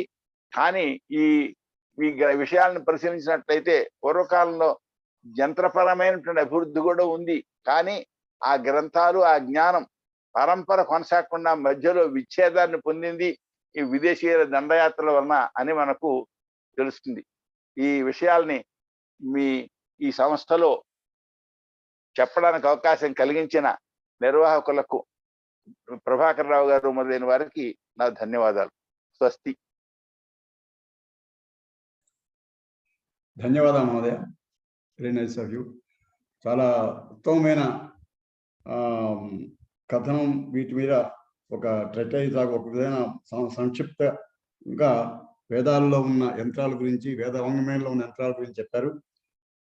First you talked about Surya Siddhanta, next you talked about Bhaskaracharya's Ganita Siddhanta and Yantras. I just, for the benefit of the people who doesn't Telugu, I'm just giving a brief to them. So first you talked about the Surya Siddhanta, then and based on the how to find the time, etc., the Yantras related to that. Then you talked about the Bhaskaracharya and the Ganitam and the related Yantras you talked about. Then you talked about Ayurveda Granthas and the yantras related to Ayurveda Gandhas and treatment of various diseases. Then you talked about surgery, Sushrutas, and various 100 and above yantras that are being used by Sushruta, which is not known to people, some people know even today. Then you are talking about the Vastu Shastra, Bhojaraja, and the entertainment articles, and then various 1,000 and odd yantras that have been given by Bhojaraja Grantha. Then you talked about Vimana Shastra, Bharadwaj Vimana Shastra, and in this innumerable yantras are there, and various aspects of Vimanam, movement of Vimanam in various lokas, and the various factors that are required for maintaining the Vimanam, for manufacturing Vimanam, for maintaining the Vimanam, running the Vimanam. All these things, aspects have been covered, but the basic fact that we don't have these granthas, the Moola granthas, which give the further explanation how to make them, how to do them, that granthas are still missing. I don't know when we can get back those granthas, and which are being lost, and we hope someday will come whereby we can get all these Talapatra granthas lying down in various parts of the world, and can get back this knowledge again and prove that we have the knowledge of the latest technology in our old granthas. See, there must be a lot. I don't say that we are surpassing the present modern science. Nobody can say that. Last 2 centuries, the Westerns have done the science application is enormous. But this science application, the roots were already there 1,000 years back itself in our Vedavangmayam. And had we not been in the last 1,000 years in this slavery, maybe we would have been the leaders of finding out all these shastras and latest technology. For the people, for the population that is available there in those days, the technology required for the application of the welfare of the people, it was sufficiently available there. And not only that, much more technology, which we are not able to know.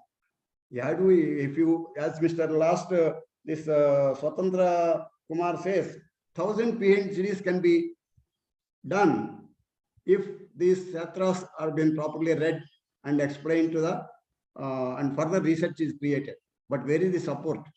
The support should come from the government.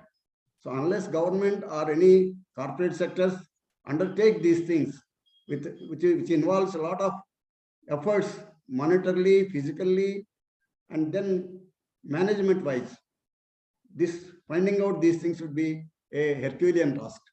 For these things, I hope proper good sense prevails in the government and other sectors of the on the country, and proper rebuilding of our culture and rebuilding of our science technology will be done in future. This hope I request all other friends of ours to ask their questions. Any language you can ask, we will translate if required to Swamiji. Anybody can ask any question. Mr. Dr. Babu, please take over and see who is asking. Mr. Ravi Kumar is asking, R.V. Kumar is asking some question, raising the hand. Dr. Babu.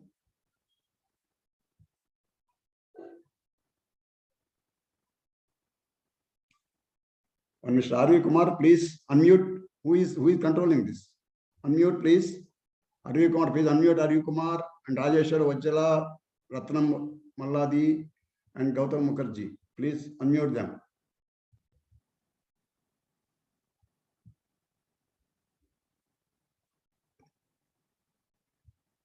Babu, are you there, Dr. Babu?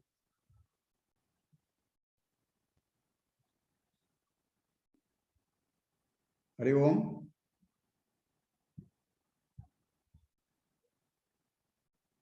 Shamita, 1 second. Probably there's some computer problem there. I'm waiting for Dr. Babu to speak. Host. Dr. Babu, are you there?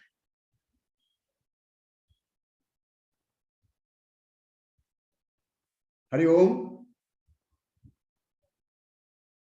Then who is the co-host here? Hari Om. Co-host. ఇద్దరు మాట్లాడలేదండి. 1 second. Hello. Yeah, what are you happening? What is happening? Any problem? No problem now. You can Please unmute Mr. R.V. Kumar, please.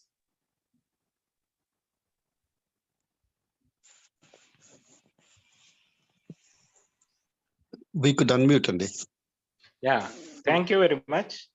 It's a wonderful program you have started, and you require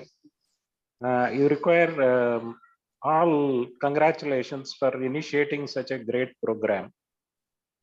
Professor Sivaram Krishna Garu is a rare combination of deep knowledge of Vedas along with a good command on the modern sciences.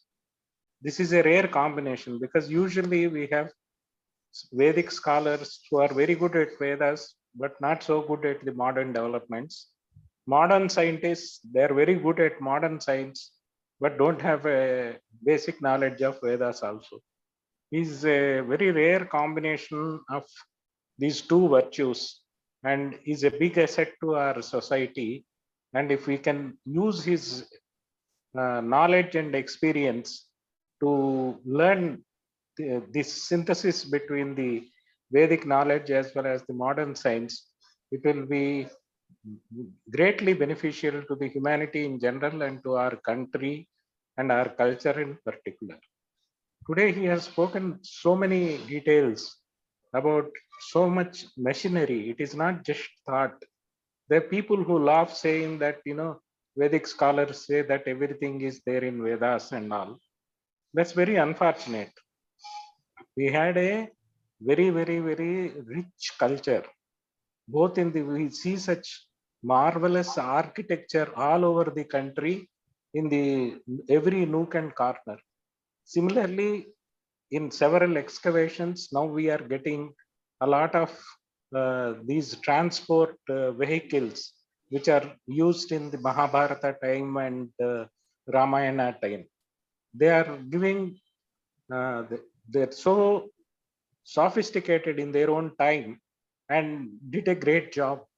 Coming to medicine, we had people like Shushruta who had fine instrument even to split a hair. It's splitting hair is so thin, and to split a hair, can you imagine the fineness of the instrument? So we had such a kind of a fineness. Plus, our texts deal with so much dissection of the human anatomy and physiology, which is amazing, which is consistent with our this one. The idea of learning these things is twofold. Several people, the leftists and some of the other people belonging to other religions, say that we never had a culture. All the culture was given to us by the English and the Mohammedans and other people. No, we had a very rich, vast culture in all fields in our country. And we, as rightly pointed out, this is lost by different invasions. Simple example, now you see our cuisine.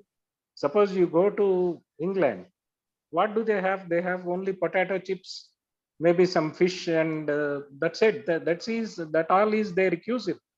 Now our grandmothers, and mothers, they cook such a variety of Indian cuisine using instruments which are very unique to our own parts of different parts of the country. And by changing to Swiggies and Zomatos, by forgetting our how to cook, we are forgetting all our art of cooking. Like what is happening to cooking at the moment, we had it in medicine, we had in astronomy, so we had in different sciences. And similarly in the waterworks, people had such kind of a cultivation, agriculture, very rich crops. This, despite so many famines, we never had people dying so badly like what happens in other countries. So we had such a rich agriculture. So this is all, again, we should not mistake that we are trying to put the old sciences against the current scenario. The first important aspect of this meeting and this culture, this revolution, is to say that we are inheritors of a very great culture. We are not nomads. Our fathers, our forefathers, generations together, we know who are our forefathers. Unlike citizens in other countries, where beyond the second generation, beyond father or grandfather, they wouldn't know what was their pedigree. But here we have been doing it. Similarly, look at the genetic aspect of it. This Gotra system we have is a very wisely developed, intelligent way of harnessing genetic this one. Now you are talking about designer babies who have, falana, good characteristics, physical, mental and all. When the matches are done for the marriages, people look into it at the gross features and the horoscopes and beautifully produced designer babies. That is a basic concept in our genetics. These are very hardened facts known to the entire world, but our own children, we ourselves laugh at them. That is very sorry state of affairs. So I am very happy about Prabhakara Garu starting this revolution to educate all our citizens, especially the youth, about our rich inheritance. We are descendants of a very great culture. So this series should go on. Several batches should come, learn, and be very proud that we are descendants of a great culture, and try and spread it to the coming generations. And being a resource person in this program, they have given me some small this one to participate, and I wish all the success to this one. And we are very grateful to Professor Sivaram Krishna Garu for educating us about the yantras in our ancient Indian culture. We are very grateful to you, sir. Thank you very much. Thank you, Dr. Arvind Kumar sir. It's a very great fortune for us to have you here to give a detailed account of modern science. You are a great art specialist, I know. Having your time and sparing your time and giving us the account of what is happening in the present scenario of science. You have given a good account. Thank you very much, sir. Nice of you. So Dr. Arvind Kumar is a great heart specialist in Hyderabad, and we are fortunate to have him here.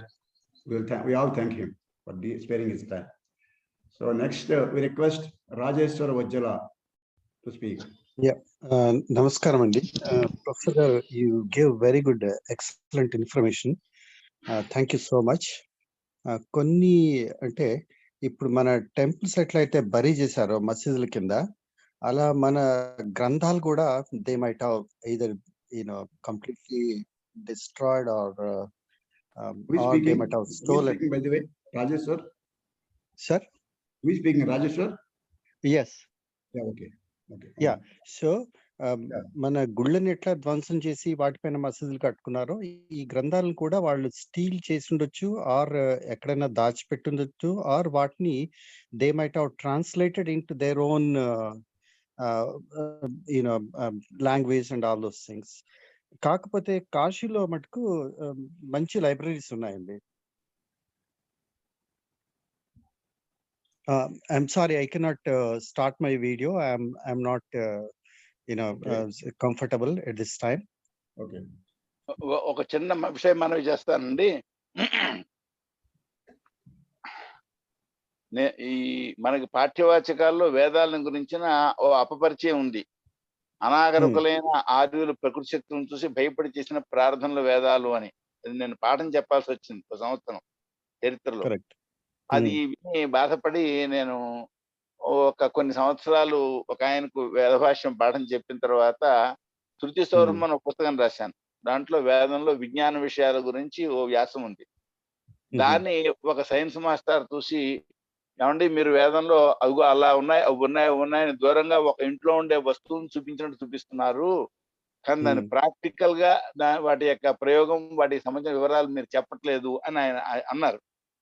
అయితే ఈ ఆక్షేపణ చేయడానికి ముందు మనం గ్రహించదగిన ముందు అంశం ఏంటంటే,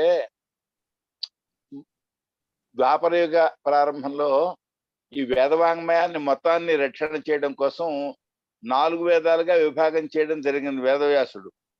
ఈ 4 వేదాలుగా విభాగం చేసిన తర్వాత వాళ్ళ శిష్యులు తమ శిష్యులు ఇంకా ధారణ ఇంకా శక్తి తక్కువగా ఉంది వాళ్ళకి అని చెప్పని వాళ్ళు ఇంకా విభాగాలు చేయడం ప్రారంభించారు. ఇలాగా 1131 శాఖలుగా వేదం విభజింపబడింది అని మనకు పురాణ గ్రంథాల్లో ఉన్నది. అయితే మనకి ప్రస్తుతం దొరుకుతున్న కేవలం 11 శాఖలు. 11 శాఖల పుస్తకం నా దగ్గర ఉన్నది. శబ్ద వేదము అనే పేరుతోటి 11 శాఖలే దొరుకుతున్నాయి. అందులో కంఠస్థమైనవి ఇంకా తక్కువ. 7-8 శాఖలో కంఠస్థంగా ఉన్నాయి, మిగిలినవి కంఠస్థంగా కూడా లేవు, కేవలం పుస్తక రూపంలో దొరుకుతున్నాయి. ఈ స్థితిలో 3 వేదాలు చదివినటువంటి తంగిరాల బాలంగాధర శాస్త్రి గారు అమెరికా వెళ్ళినప్పుడు హార్వర్డ్ యూనివర్సిటీలో 100 వేదాలకు సంబంధించిన తాటాక గ్రంథాలు ఉన్నాయి అని అక్కడ ఉండేటువంటి ఆ సంస్కృత విభాగానికి అధ్యక్షుడైన ఆయన చెప్పారట ఆయనతోటి. ఆ మాట నాకు ఆయన ఉత్తరం రాశారు, తంగిరాల బాలంగాధర శాస్త్రి గారు. ఇది కాకుండా టిబెట్ విశ్వవిద్యాలయంలో 100 వేదాలకు సంబంధించిన తాటాక పుస్తకాలు ఉన్నాయి అని చెప్పని ఆయన వేదుల సుబ్రహ్మణ్య శాస్త్రిని అక్కడ పనిచేసే ఉద్యోగి లేఖ రాశారట. అది కూడా నాకు ఆయన చెప్పారు. నేను ఒకరి ద్వారా ఆ హార్వర్డ్ యూనివర్సిటీలో ఉండేటువంటి వేద శాఖల గురించిన సమాచారం కోసం ప్రయత్నించాను. కోట సుందరరామ శర్మ గారిని, ఆయన అమెరికాలో పనిచేసేవారు, ఆయన ద్వారా ప్రయత్నించడం జరిగింది. ప్రయత్నిస్తే ఎవరో ఒకరు అక్కడికి వెడితే ఆ విభాగానికి అధిపతి అయిన వాడు మాట్లాడడానికి ఇష్టపడలేదు అప్పట్లో. కనుక వేదాలంటే గౌరవం కలిగిన మన దేశంలో వేద శాఖలు 11 ఉండడం ఏమిటి, వేదాల సంబంధం లేనటువంటి ఆ దేశాల్లో 100 వేద శాఖలు ఉండడం ఏంటి, 100 గ్రంథాలు ఉండడం ఏంటి? కనుక ఇప్పుడు ప్రస్తుతం అమెరికాలో ఉండేటువంటి వైస్ ప్రెసిడెంట్ గారు మన భారతీయ సంతతికి చెందిన వారని చెప్తున్నారు. కనుక అమెరికాలో చాలా మంది మన వాళ్ళు బాగా ఉన్నత స్థాయిలో ఉన్నవాళ్ళు ఉన్నారు. కనుక వాటి యొక్క జిరాక్సులే కనుక మన దేశానికి తెప్పించి వాటిపై పరిశోధన చేస్తే ఇప్పుడు ఈ ఆక్షేపణ తావు లేకుండా ఆ ప్రాచీన కాలంలో వేదాల వలన ఇంకా ఏ విశేషాలు ఉన్నాయో తెలిసే అవకాశం ఉంది. లేకపోతే ఫలానా చోటి ఉన్నాయి అని చెప్పడానికే తప్ప వాటిని మనం వెంటనే పునరుద్ధరించడానికి అవకాశం తక్కువ ఉంటుంది. అలాగే లో కూడా ప్రయత్నం చేయవచ్చు. ఎందుకంటే చైనాతో సంబంధాలు లౌకికంగా చాలా సంబంధాలు, వాణిజ్య సంబంధాలు అవి ఉన్నాయి కదా. కనుక ప్రభుత్వం ద్వారా కూడా ఆ ప్రయత్నం చేస్తే ఆ వేద శాఖలు తెప్పించి వాటిని పరిశోధన చేస్తే మనకు ప్రాచీన విజ్ఞానానికి సంబంధించిన అనేకమైన అంశాలు మనకు బాగా తెలిసే అవకాశం ఉంది. ఇక్కడ చాలా పెద్దలు ఉన్నారు కనుక ఆ విషయాన్ని మనం ఇచ్చేసాను. Is it true, sir? What is told now is there are so many granthas at Harvard University and Tibet and other places that to be taken back to the country.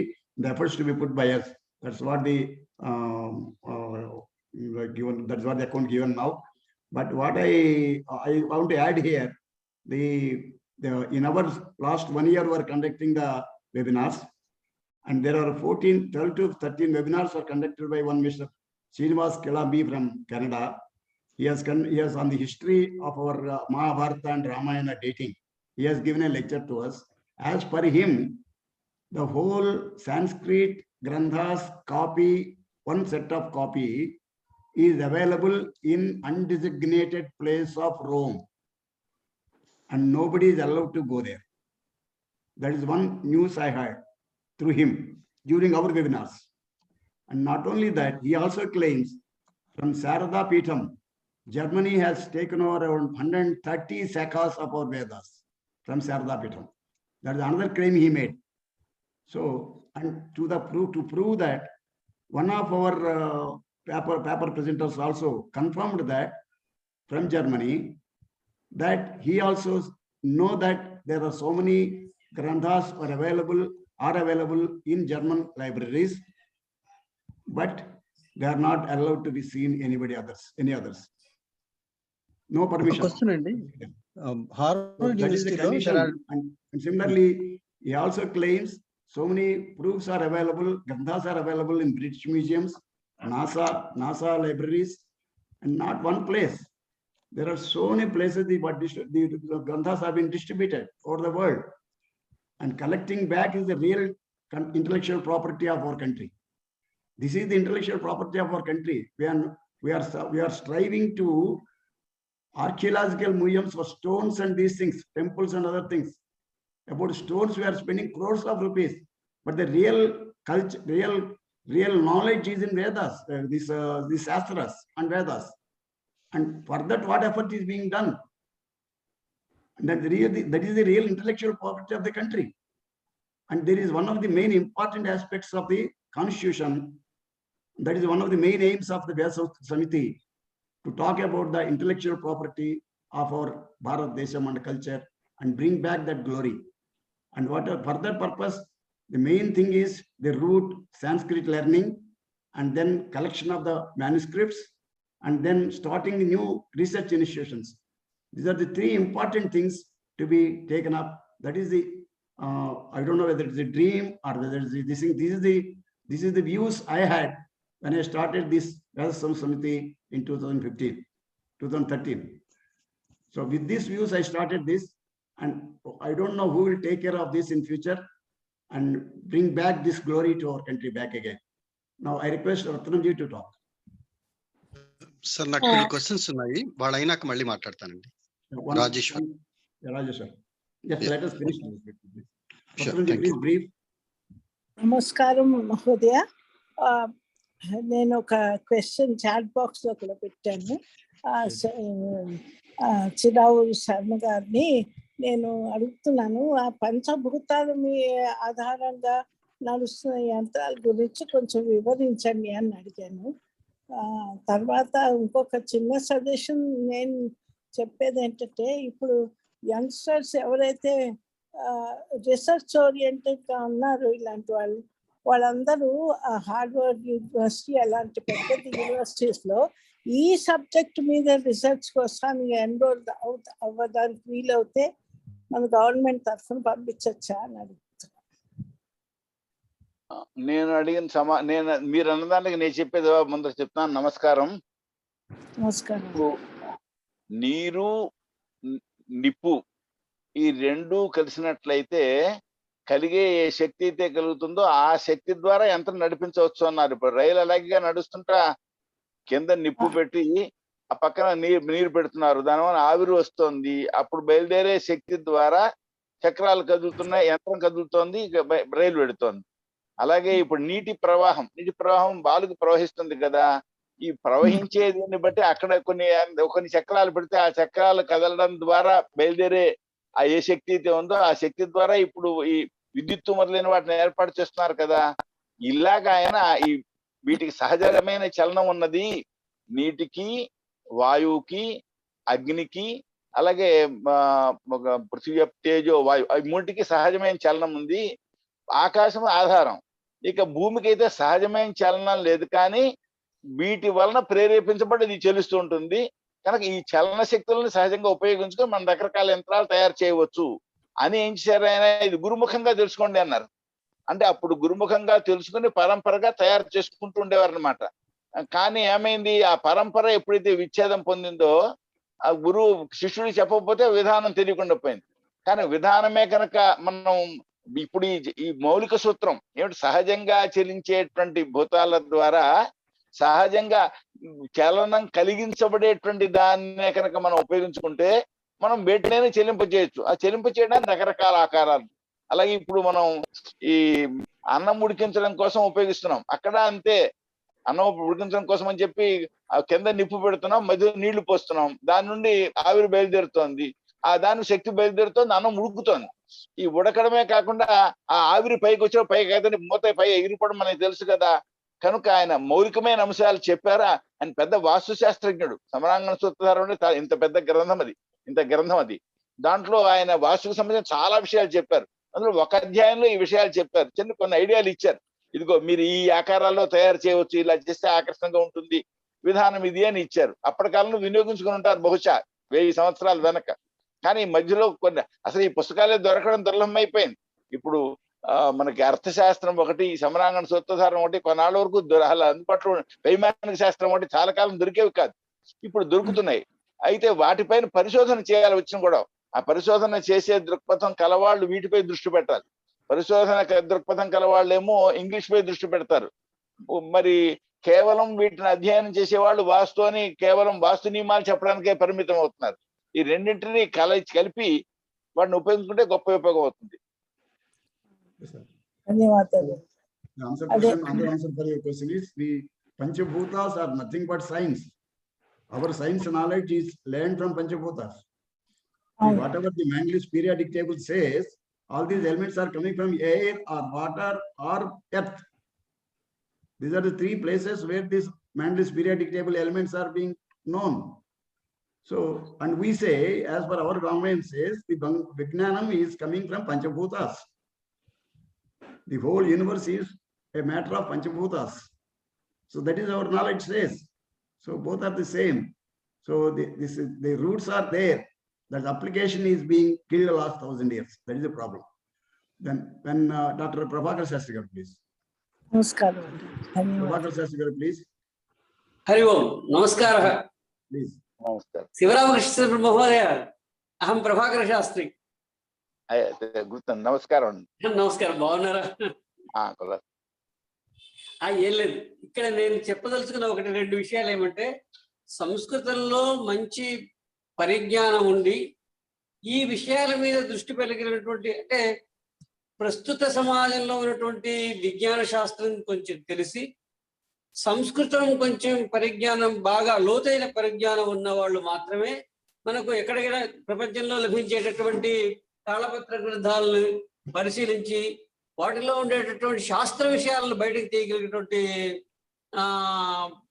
జ్ఞానం కలిగిన వారు అవుతారు. కాబట్టి ప్రధానంగా సంస్కృతాన్ని బాగా కొంచెం మన సభ్యులందరూ దాన్ని ఒక నియమంగా తీసుకుని అధ్యయనం చేసి సంస్కృతాన్ని కొంచెం దాని యొక్క విస్తృతమైనటువంటి అధ్యయనం చేస్తే కానీ లోతైన విషయాలని అర్థం చేసుకునేటువంటి పరిస్థితి రాదు. కాబట్టి అలా ప్రయత్నం చేస్తే కొంతకాలానికైనా మనం అనుకున్నటువంటి మార్గంలో పయనించగలుగుతాం. అలాగే చెము కృష్ణశాస్త్రి గారు మన 2015లో అమెరికా పర్యటనలో అక్కడ ఉన్నటువంటి భారతీయ యువతను ఉద్దేశించి ప్రసంగించారు. వారు చెప్పిన విషయం కూడా ఇదే. ఏమిటి? మా యొక్క ఆశాజ్యోతి ఇక్కడ ఉన్నటువంటి అంటే అమెరికాలో ఉన్నటువంటి భారతీయ యువత వారు సంస్కృతాన్ని అధ్యయనం చేసి అక్కడ ఉన్నటువంటి సంస్కృత విజ్ఞానాన్ని వెలికి తీసేటటువంటి ప్రయత్నం చేస్తారని, అలాగే మన దేశంలో కంటే ఎక్కువ జర్మనీలోనే సంస్కృత భాషా గ్రంథాలు ఉన్నాయి అని.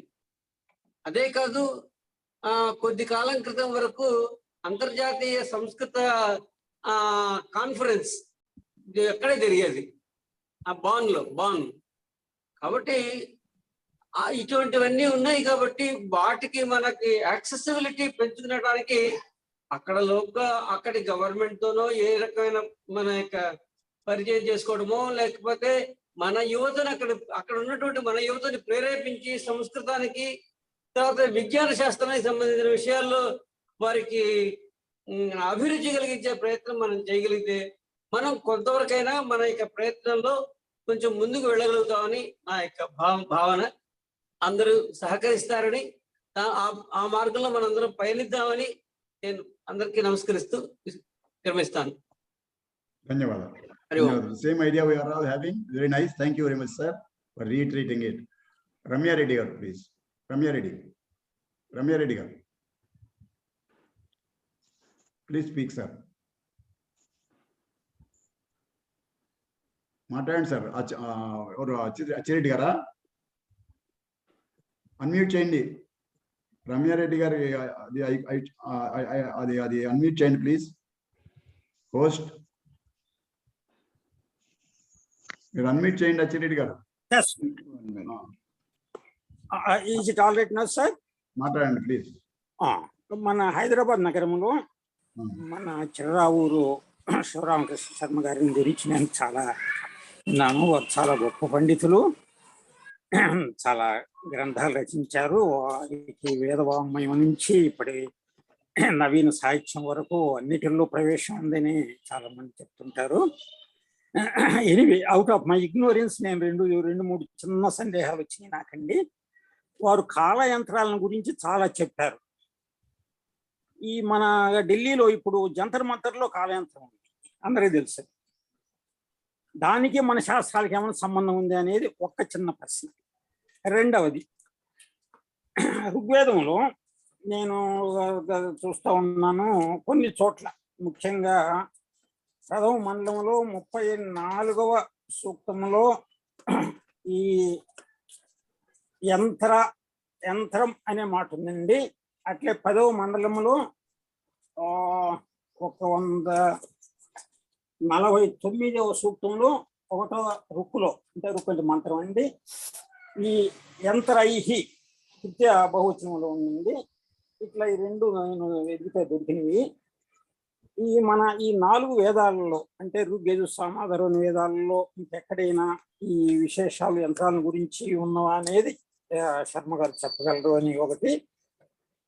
ఇంకొకటి, just this may be suggestion. నేను చూసినంత వరకు మన ఓరియంటల్ మ్యాన్స్క్రిప్ట్ లైబ్రరీ మెడ్రాస్లో యూనివర్సిటీలో ఫైల్ ఉందండి. దానికి చాలా తక్కువ మంది రీసెర్చ్ వెళ్తారు. అక్కడ ఈ పాత తాళపత్ర గ్రంథాలు, అముద్రితాలు, వేదాలకు సంబంధించి, అంటే నేను కూడా ఐఎమ్ నాట్ అన్ ఎక్స్పర్ట్ అండి, నేను చూశాను, ఆ హెడ్డింగ్స్ చూశాను అంతే. ఎందుకంటే వాటి జోలి పోవాలంటే చాలా భయం, వాటిలో డస్ట్ ఉంటే మనకు అఫెక్ట్ అయిద్దని భయం అన్నమాట. రెండవ తంజావూరు వాళ్ళు ఆల్రెడీ తీసేశారు. నేను మొన్న ఈ మధ్య వెళ్ళి లాస్ట్ ఇయర్ వెళ్ళి చూసాను, తంజావూరులో మొత్తం తీసేశారు. వాళ్ళు ఎవరెవరికి ఇచ్చారు, వేరే దేశాల వాళ్ళు అవన్నీ ఖరీదు కొనకపోయారని అన్నారు. బట్ నాకు ఆధారాలు లేవండి, నేను should not blame any others.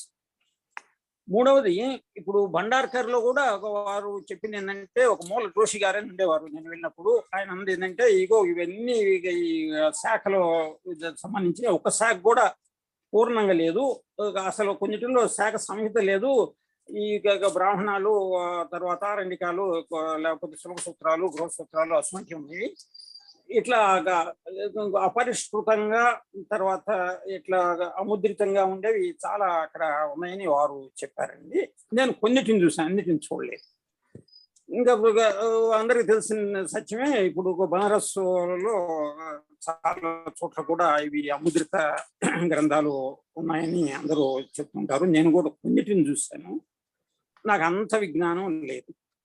తర్వాత మన వీరికి బాగా తెలిసినట్టుంది, ఈ యంత్ర విజ్ఞానం అనేది ఈ వేదరాశిలో మొత్తం వేదాల వద్ద నుంచి లాస్ట్ ఉపనిషత్తులో కూడా ఎక్కడ ఎక్కువ ఏ రూపంలో ఎక్కడ ఎక్కువ లభిస్తుంది అనేది మన చిర్రావూరు శివరామకృష్ణ శర్మ గారు చెప్పగలరు అని నేను ఆశిస్తున్నాను. The question is what more places is there in Vedas about yantras? ఇంకా యంత్రాల గురించి ఎక్కడెక్కడ చెప్పబడింది ఏమన్నా చెప్పగలరా? గురించి ఏమన్నా అకౌంట్ శివరామకృష్ణ గారు నమస్కారం ప్లీజ్. అయ్యా, ఇప్పుడు నేను చెప్పిన వ్యాసంలోనే ఆ మాట ఒకటి చెప్పాను, లేదంటే 3 వాహనాలు తుగ్రోహ భుజ్యము స్తునోద మేఘే అని చెప్పని తుగ్రుని యొక్క గాథలో ఋగ్వేదంలోనే నేల మీద, ఆకాశంలోను, అలాగే నీళ్లలోనూ సంచరించేటువంటి వాహనం గురించి చెప్పాను. దాన్నే ఇప్పుడు ఈ త్రిపుర విమానం అనే పేరుతోటి వైమానిక శాస్త్రంలో వివరించారు అనే మాట కూడా చెప్పాను. ఇక్కడ ఒక క్షణం అండి, ఇక్కడ ప్రధానమైన అంశం ఏంటంటే, ఈయన ఈ భరద్వాజుడి యంత్ర సర్వస్వంలో రాసిన మాట ఏంటంటే, వేదాల యొక్క సారమే నేను ఇక్కడ రాస్తున్నాను అని అన్నాడు. అంటే వేదాల్లో ఉన్న అంశాన్నే తాను వివరిస్తున్నాను అని చెప్పినట్టు అయింది. వచ్చిన కూడా మనకు ఆ మిగిలిన వేద శాఖలు దొరకటం లేదు కనుక ఈయన దేని నుంచి ఏది తీసుకున్నాడు, ఏది ఎలా వివరించాడు అనే సమాచారం దృఢంగా చేయడానికి మనకు అవకాశం లేదు. కానీ దాంట్లో యంత్రాలు ఉన్నాయి అనడానికి ఇదిగో త్రిపుర విమానమే ఒక సాక్ష్యం. ఎందుకని ఎప్పుడో వేదంలో ఆ ప్రస్తావన ఉంది, వైమానిక శాస్త్రంలో దానికి సంబంధించిన విధానం బాగా పూర్ణంగా రాసి చాలా ఎక్కువగా రాయడం జరిగింది త్రిపుర విమానం గురించి. కనుక యంత్రాల గురించి కూడా ఋగ్వేదంలో ఉంది, దానికి మనకి ఒక ప్రధానమైన నిదర్శనమే. ఇంకా ఎక్కడెక్కడ ఉన్నాయి అంటే దాని గురించి ఇంకా పరిశోధన చేయాలి ఒకటి. రెండవది, మీరు జంతర్ మంతర్ గురించి అడిగారు, కానీ జంతర్ మంతర్ చూడలేదు. కానీ ఇప్పుడు చెప్పినటువంటి ఈ కాలానికి సంబంధించిన యంత్రాల్లో ఈ మనకు అన్నవరంలో ఇప్పుడు ఈ జ్యోతిష్ శాస్త్రంలో ఉన్న యంత్రాన్నే వేశారు. పలభా యంత్రం అనే పేరుతోటి శ్రీపాద కృష్ణ శాస్త్రి గారు వేశారు.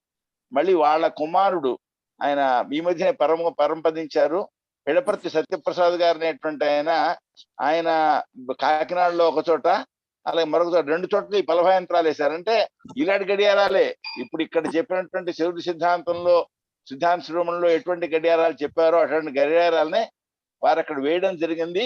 అవి ఇప్పుడు ఉన్నాయి మనకి. కనుక అది కొంతవరకు. అలాగే తురీయ యంత్రం గురించి వేదంలో కూడా ఉంది అని మాకు జ్యోతిషంలో చెప్పారు. ఆ తురీయ యంత్రం మన పేడపర్తి వారి యొక్క కుటుంబంలో ఉంది అని చెప్పుకునేవారు, అది మాట మాత్రం. కానీ పలభా యంత్రం మాత్రం శ్రీపాద కృష్ణ శాస్త్రి గారు వేయడం, వారి కుమారు కూడా మరి 2 చోట్ల వేయడం జరిగింది. కనుక ఉంది, నిదర్శనంగా ఉంది. అయితే ఉన్న సమస్య అంటే ఆ విషయంలో పరిశోధన సాగాలి. పరిశోధన సాగి అందరికీ ఆ విజ్ఞానం అందుబాటులోకి రావాలి. అది. So the books are required and the workers are required. The books are required and many people are required. Not only this Delhi Jantar Mantar, there is one is at Jaipur, another is Indore, and 2-3 very important places these yantras were made, and this very detailed and confirmed account is there on this Surya Siddhanta yantras. That is a very confirmed story. That one. That is no doubt in that. Now we request Gautamji, please speak.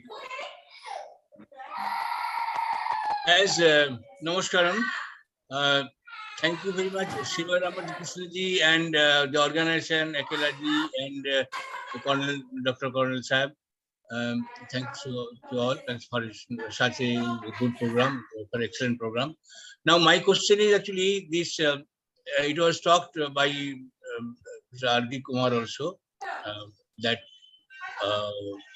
interaction with the modern science with the Vedas knowledge.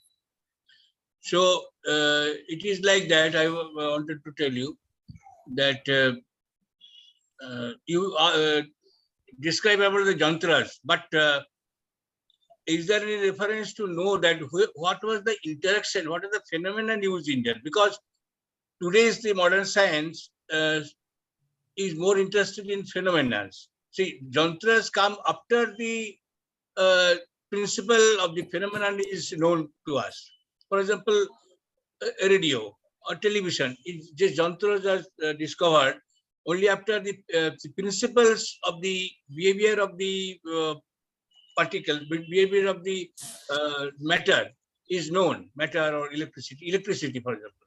It is a phenomenon that when some conductor is placed, current conductor is placed near a magnet, it gets deflected.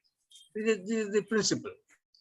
See, there is a inside the sulfuric acid, we dip two different metals.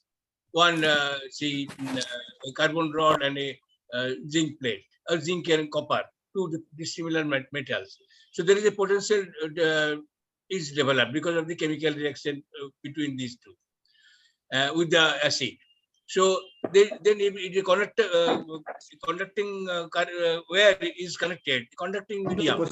What is the question? What is the question? Question is that in Veda, is there any reference to the phenomenon? Not yantra. Not yantra is the outcome of the phenomenon. Is there any reference to the phenomenon that was discovered? That's what has already answered that. That is study is to be done, he said. He has told in Telugu, the study is to be done, the books are not available. And definitely these yantras, the ultimate things we are seeing here, there is the theories behind that. We need more books, which is missing. We are having part books only. Right. That's why we could not establish the phenomena and the technology behind that, and all these things we could not establish. Probably by doing more and more research, by collecting more manuscripts from the various countries, probably we'll be able to do that. That's what Sivaram Krishnaji already told. He replied this question. Thank you very much. For example, this Kriti of Tej Marudbam, actually, you're right. Phenomena is not being properly explained by anybody now. That is to be now my question is that suppose if they at a particular temperature iron gets melted into liquid. So what do you call iron? Iron becomes Kriti. Then when it gets melted, do you call it up, under, up, upper? See, Kriti, up, and Marut. These three things are solid, liquid, and gas, as it is understood. So now oxygen, air is gas. Now at a particular lower the temperature, it becomes a solid. Say becomes ice. So what do you call ice? It is a part of Kriti, or it you call it up? That's one question is there. So similarly, your question is not clear to me. I can repeat. Clearly, what I'm telling. Suppose you classify the matter according to Kriti, Apa, and Marut. These three are about matter. Teja is actually energy, and Vom is actually a space. This is the Panchabhuta. Panchabhuta is actually that. Now, what I'm telling, that when say ice, the water gets frozen into ice. So does it mean that water you are calling as part of Apa, and then it becomes converted into Kriti? So that is already, we already know about water. We have got three types of waters. Hydrogen atom has got three types. Heavy water and dry water, H2, H3, like that. So there are three types of water systems are there. So that's already there. That research has been done. We have got plants also on that issues. We have got one plant in Maniguru, and we plant that on water. It is there. So, but the question comes to same thing again. We don't have the complete granthas available to do more and more research. We have to collect granthas and establish and do the research. That is the main thing. So whatever he could do from the research, from the what study he could do, is explained there and given the account of the various granthas and what yantras are available or talked about. What yantras have been talked about there, and the moolas of that will be how to be done research. That's what has been explained now. Now, that is Ayurveda is more or less getting recovered gradually. Patanjali Yoga Pita, Swami Ramdev is doing quite extensive work on that. There are other Ayurvedic organizations who has done quite a lot of research in Ayurveda, and this is very successful. The main thing actually I want to comment, please just listen. The Veda is actually called holistic science, holistic knowledge. Means that there is actually all the different things in the world, items, or even mind or chitta. So these are not discrete. They are not separated. Like modern science look at the things as a discrete things, like, and even human body they cut into pieces and then do one by nerve by nerve, vein by vein. Whereas in our knowledge, actually, this whole thing, body is considered as a holistic being. So, therefore, the approach to the medicinal approach, I mean, Ayurveda, is a completely different footing, and there is more successful there. That is the reason why it is actually more successful and permanent and becomes harmless. It actually takes care of the whole reactions and so on. Agreed. That is the Ayurveda strength of the Ayurveda. Holistic point of view. Yeah. Some more questions are there. Let us go. Thank you. Nageswara, sir. Mr. Nageswara, please. Let us finish. We are crossing time. Mr. Nageswara, please. Yeah, please speak. Mr. Nageswara, please speak. Hari Om. Hari Om. Okay. So with this, Visarashwar Nara. Visarashwar, have you come? Has she come? Babu? Dr. Babu? Hari Om. Yeah. Visarashwar Chare. Visarashwar Chare. Please check. Who is this co-host? Visarashwara or Lalitakara?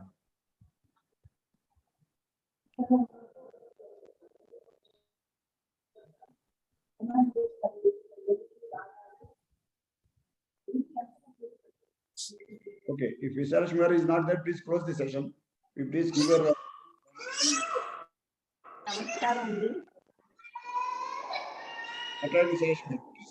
Give your concluding speech. ఏవో వెనకాల నుంచి సౌండ్లు వస్తున్నాయండి, వేరే వాళ్ళని unmute చేయమని, mute చేసుకోమన్నది. Mute చేయండి. Others please, others mute. Okay, mute చేసాం, మీరు మాట్లాడండి. ఓం సభాయై నమః. చిర్రావూరి శివరామకృష్ణ గురువు గారిని పరిచయం చేయవలసిన బాధ్యత నాకు ఉండి కూడా ఇవాళ చాలా ముఖ్యమైన అనుకోనటువంటి ఒక పని వ్యగ్రతలో ఉండి నేను ఆ సమయంలో అసలు లేకపోయాను ఇక్కడ. దాన్ని నేను చాలా చింతిస్తున్నాను. మన వేద సంస్కృతి సమితి నిర్వహిస్తున్న ఇన్ని వెబినార్లలో మొట్టమొదటిసారి నేను సకాలానికి ఇంట్లో ఉండలేక రాలేకపోయినందుకు మన్నించాలని వేడుకుంటున్నాను. మన అదృష్టం ఇవాళ నిజంగా బ్రహ్మ విద్యాలంకార, ధర్మశాస్త్ర విద్వన్మణి, పరిశోధన ప్రవీణ, జ్యోతిష్ శాస్త్ర శిరోమణి, ఇటువంటి అనేకమైన బిరుదులు కలిగినటువంటి బ్రహ్మశ్రీ చిర్రావూరి శివరామకృష్ణ గురువు గారు. ఆయన మన ప్రాచీన భారతీయ యంత్ర విజ్ఞానం గురించి అద్భుతమైన ప్రసంగము, ప్రాచీన కాలంలో ఎన్ని రకాల యంత్రాలు ఉన్నాయో వాటన్నిటి గురించి గురువుగారు చెప్పారు. విన్నవారందరికీ కూడా, ఈ ప్రసంగం విన్నవారందరికీ మన వేదాలలో సనాతన వైదిక వాంగ్మయంలో ఎన్ని రకాలైనటువంటి యంత్రాలకి సంబంధించిన యంత్రాల గురించిన విజ్ఞానం అనంతంగా ఉన్నది అన్నది విశదమైంది. సూర్య సిద్ధాంతాన్ని గురించి, భాస్కరాచార్యుల గురించి ఇంకా కాల యంత్రాల గురించి, వైమానిక శాస్త్రం, భరద్వాజ మహర్షి యొక్క వైమానిక శాస్త్రం గురించి అనేకమైన అంశాలను, అనేకమైనటువంటి అద్భుతమైన పరిశోధన ప్రసంగాలను ఈయన మనకి తెలియజేసి ప్రసంగిస్తున్నంత సేపు కూడా మనం అందరము ఒక అద్భుతమైనటువంటి మంత్రముగ్ధులముగా అయ్యాము అనడంలో అసలు ఏమాత్రం కూడా అతిశయోక్తి లేదు. ఎన్ని రకాల విమానాలు ఉన్నాయో వాటన్నిటినీ చెప్పారు. అసలు వీరు ఈ మధ్య రాసినటువంటి సుకృతి అనే రచన ద్వారా తన జీవిత భాగస్వామిని, ఆవిడని చిర యశస్సు కలిగినటువంటి మూర్తిగా ఆయన మలిచారు. భారతీయ యంత్ర శాస్త్రాల విజ్ఞానం మొత్తం మనకి వేదాలలో ఉన్నది అన్నటువంటి విషయాలని నిరూపించారు. నేను మన ప్రసంగము ప్రారంభంలో దేవతా స్తుతి చేసి చెప్పవలసినటువంటి బ్రహ్మశ్రీ చిరావూరి శివరామకృష్ణ గురువు గారి గురించి అందరూ వేరే వక్తలు ప్రసంగించి పరిచయం చేసి ఉంటారు. కానీ నేను కూడా నా ఆత్మ సంతృప్తి కోసం గురువు గారిని గురించి కొంచెం పరిచయం చేయాలనుకుంటున్నా. అసలు వారి గురించి పరిచయం చేయాలంటే గంటలు గంటలు కూడా చాలవు. ఒక 5 నిమిషాలు 10 నిమిషాల లోపల పరిచయం చేయాలి అనుకుంటున్నా. బ్రహ్మశ్రీ చిరావూరి శివరామకృష్ణ మహోదయులు బ్రహ్మశ్రీ చిరావూరి అనంత పద్మనాభ శాస్త్రి గారు, శ్రీమతి సుబ్బలక్ష్మమ్మ దంపతులకు తృతీయ పుత్ర రత్నమై జన్మించారు. వీరి చిన్న తమ్ముడి గారి గురించి అందరికీ కూడా భక్తి ఛానల్లో చూస్తూ ఉండి ఉంటారు కనుక శ్రీ సివికే సుబ్రహ్మణ్యం గారు, ఆయన గురించి అందరికీ తెలుసును. అలాగే వీరి అన్నగారు శ్రీ బ్రహ్మశ్రీ చిరావూరి రామశర్మ గారు, ఆయన గురించి, ఆయన కూడా అద్భుతమైన వేద పండితులు. ప్రతి సంవత్సరము కూడా తిరుమల తిరుపతి తిరుమలలో మనకి సకాలంలో వర్షాలు పడటం కోసం వర్ష యాగాన్ని చేస్తున్నారు ఆయన. వీరి తండ్రి గారి యొక్క పాండిత్యాన్ని, లక్షణాలని, ఆ శక్తిని, అంటే వాక్ శక్తిని, వేద శక్తిని కూడా పుణికి పుచ్చుకుని జన్మించారు అని చెప్పచ్చు. మాతృదేవో భవ అన్న సూక్తికి సజీవ రూపము పండిత తపస్వి, సకల వేద ఇతిహాస దర్శన పురాణ ధర్మశాస్త్ర వ్యాకరణ శాస్త్ర విశారదులు, శ్రీమద్ భగవద్గీత సార విధులు, పౌరాణిక శిరోమణి, వ్యాకరణ వేదాంత విశారద, భక్త శ్రీ సుఖ అనే ఇన్ని బిరుదులు కలిగినటువంటి అనేకమైన పర్యాయాలు శ్రీమద్ భాగవతాన్ని గురించి, దేవి భాగవతము యొక్క సప్తాహములను నిర్వహించిన, పురాణేతిహాస ప్రవచనాలు చేసినటువంటి, ఆంధ్రదేశంలోని ప్రజలందరినీ భక్తి జ్ఞాన రసాంబుధిలో ఓలలాడించి అఖండమైన ఖ్యాతి గడించిన, బహు గ్రంథములు రచించినటువంటి, అనేక సన్మానములను పొంది ఘనులైన, వాక్ శుద్ధి వాక్ శక్తి కలిగినటువంటి వారు అయి భగవద్ అనుగ్రహం వల్ల భూలోకానికి మన లాంటి విద్యార్థులని ఉద్ధరించడానికి జన్మించిన కారణ జన్ములుగా మనం భావించవచ్చు. అటువంటి తండ్రి గారికి వీరు జన్మించారు. అటువంటి తండ్రి గారి గొప్పదనాన్ని కూడా ఎంత చెప్పినా మనకి అసలు తీరదు. కంచి కామకోటి పీఠ జగద్గురువులు పరమాచార్య స్వామి వారు ఆయన చేత ప్రాతస్మరణీయులుగా స్మరించబడి ప్రశంసించబడిన బ్రహ్మశ్రీ కృష్ణ శాస్త్రి గారి చరిత్రను వ్రాసి పరమాచార్యుల వారి అనుగ్రహాన్ని పొంది ధన్యులైన వారు వీరి తండ్రి గారు.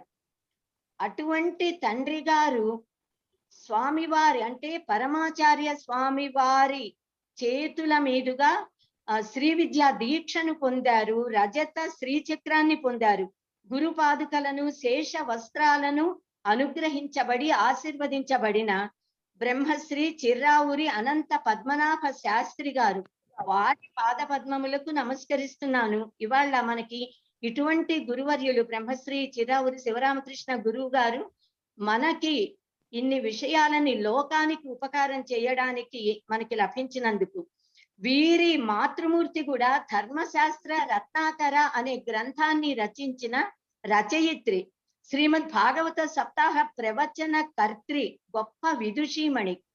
అటువంటి పండిత వంశంలో ప్రభవించిన బ్రహ్మశ్రీ చిరావురి శివరామకృష్ణ శర్మ గారు తల్లిదండ్రులకి తగిన పుత్రులు. ఈయన వేద విజ్ఞాన శాస్త్ర కని, ఆధ్యాత్మిక జ్ఞాన నిధి, విద్యాలంకార అనే బిరుదు ఈయన పొందారని మనం చెప్పుకున్నాము. ఈయన సంస్కృతంలో ఉభయ భాషా కాలంలో పండితులందరూ కూడా. ఈయన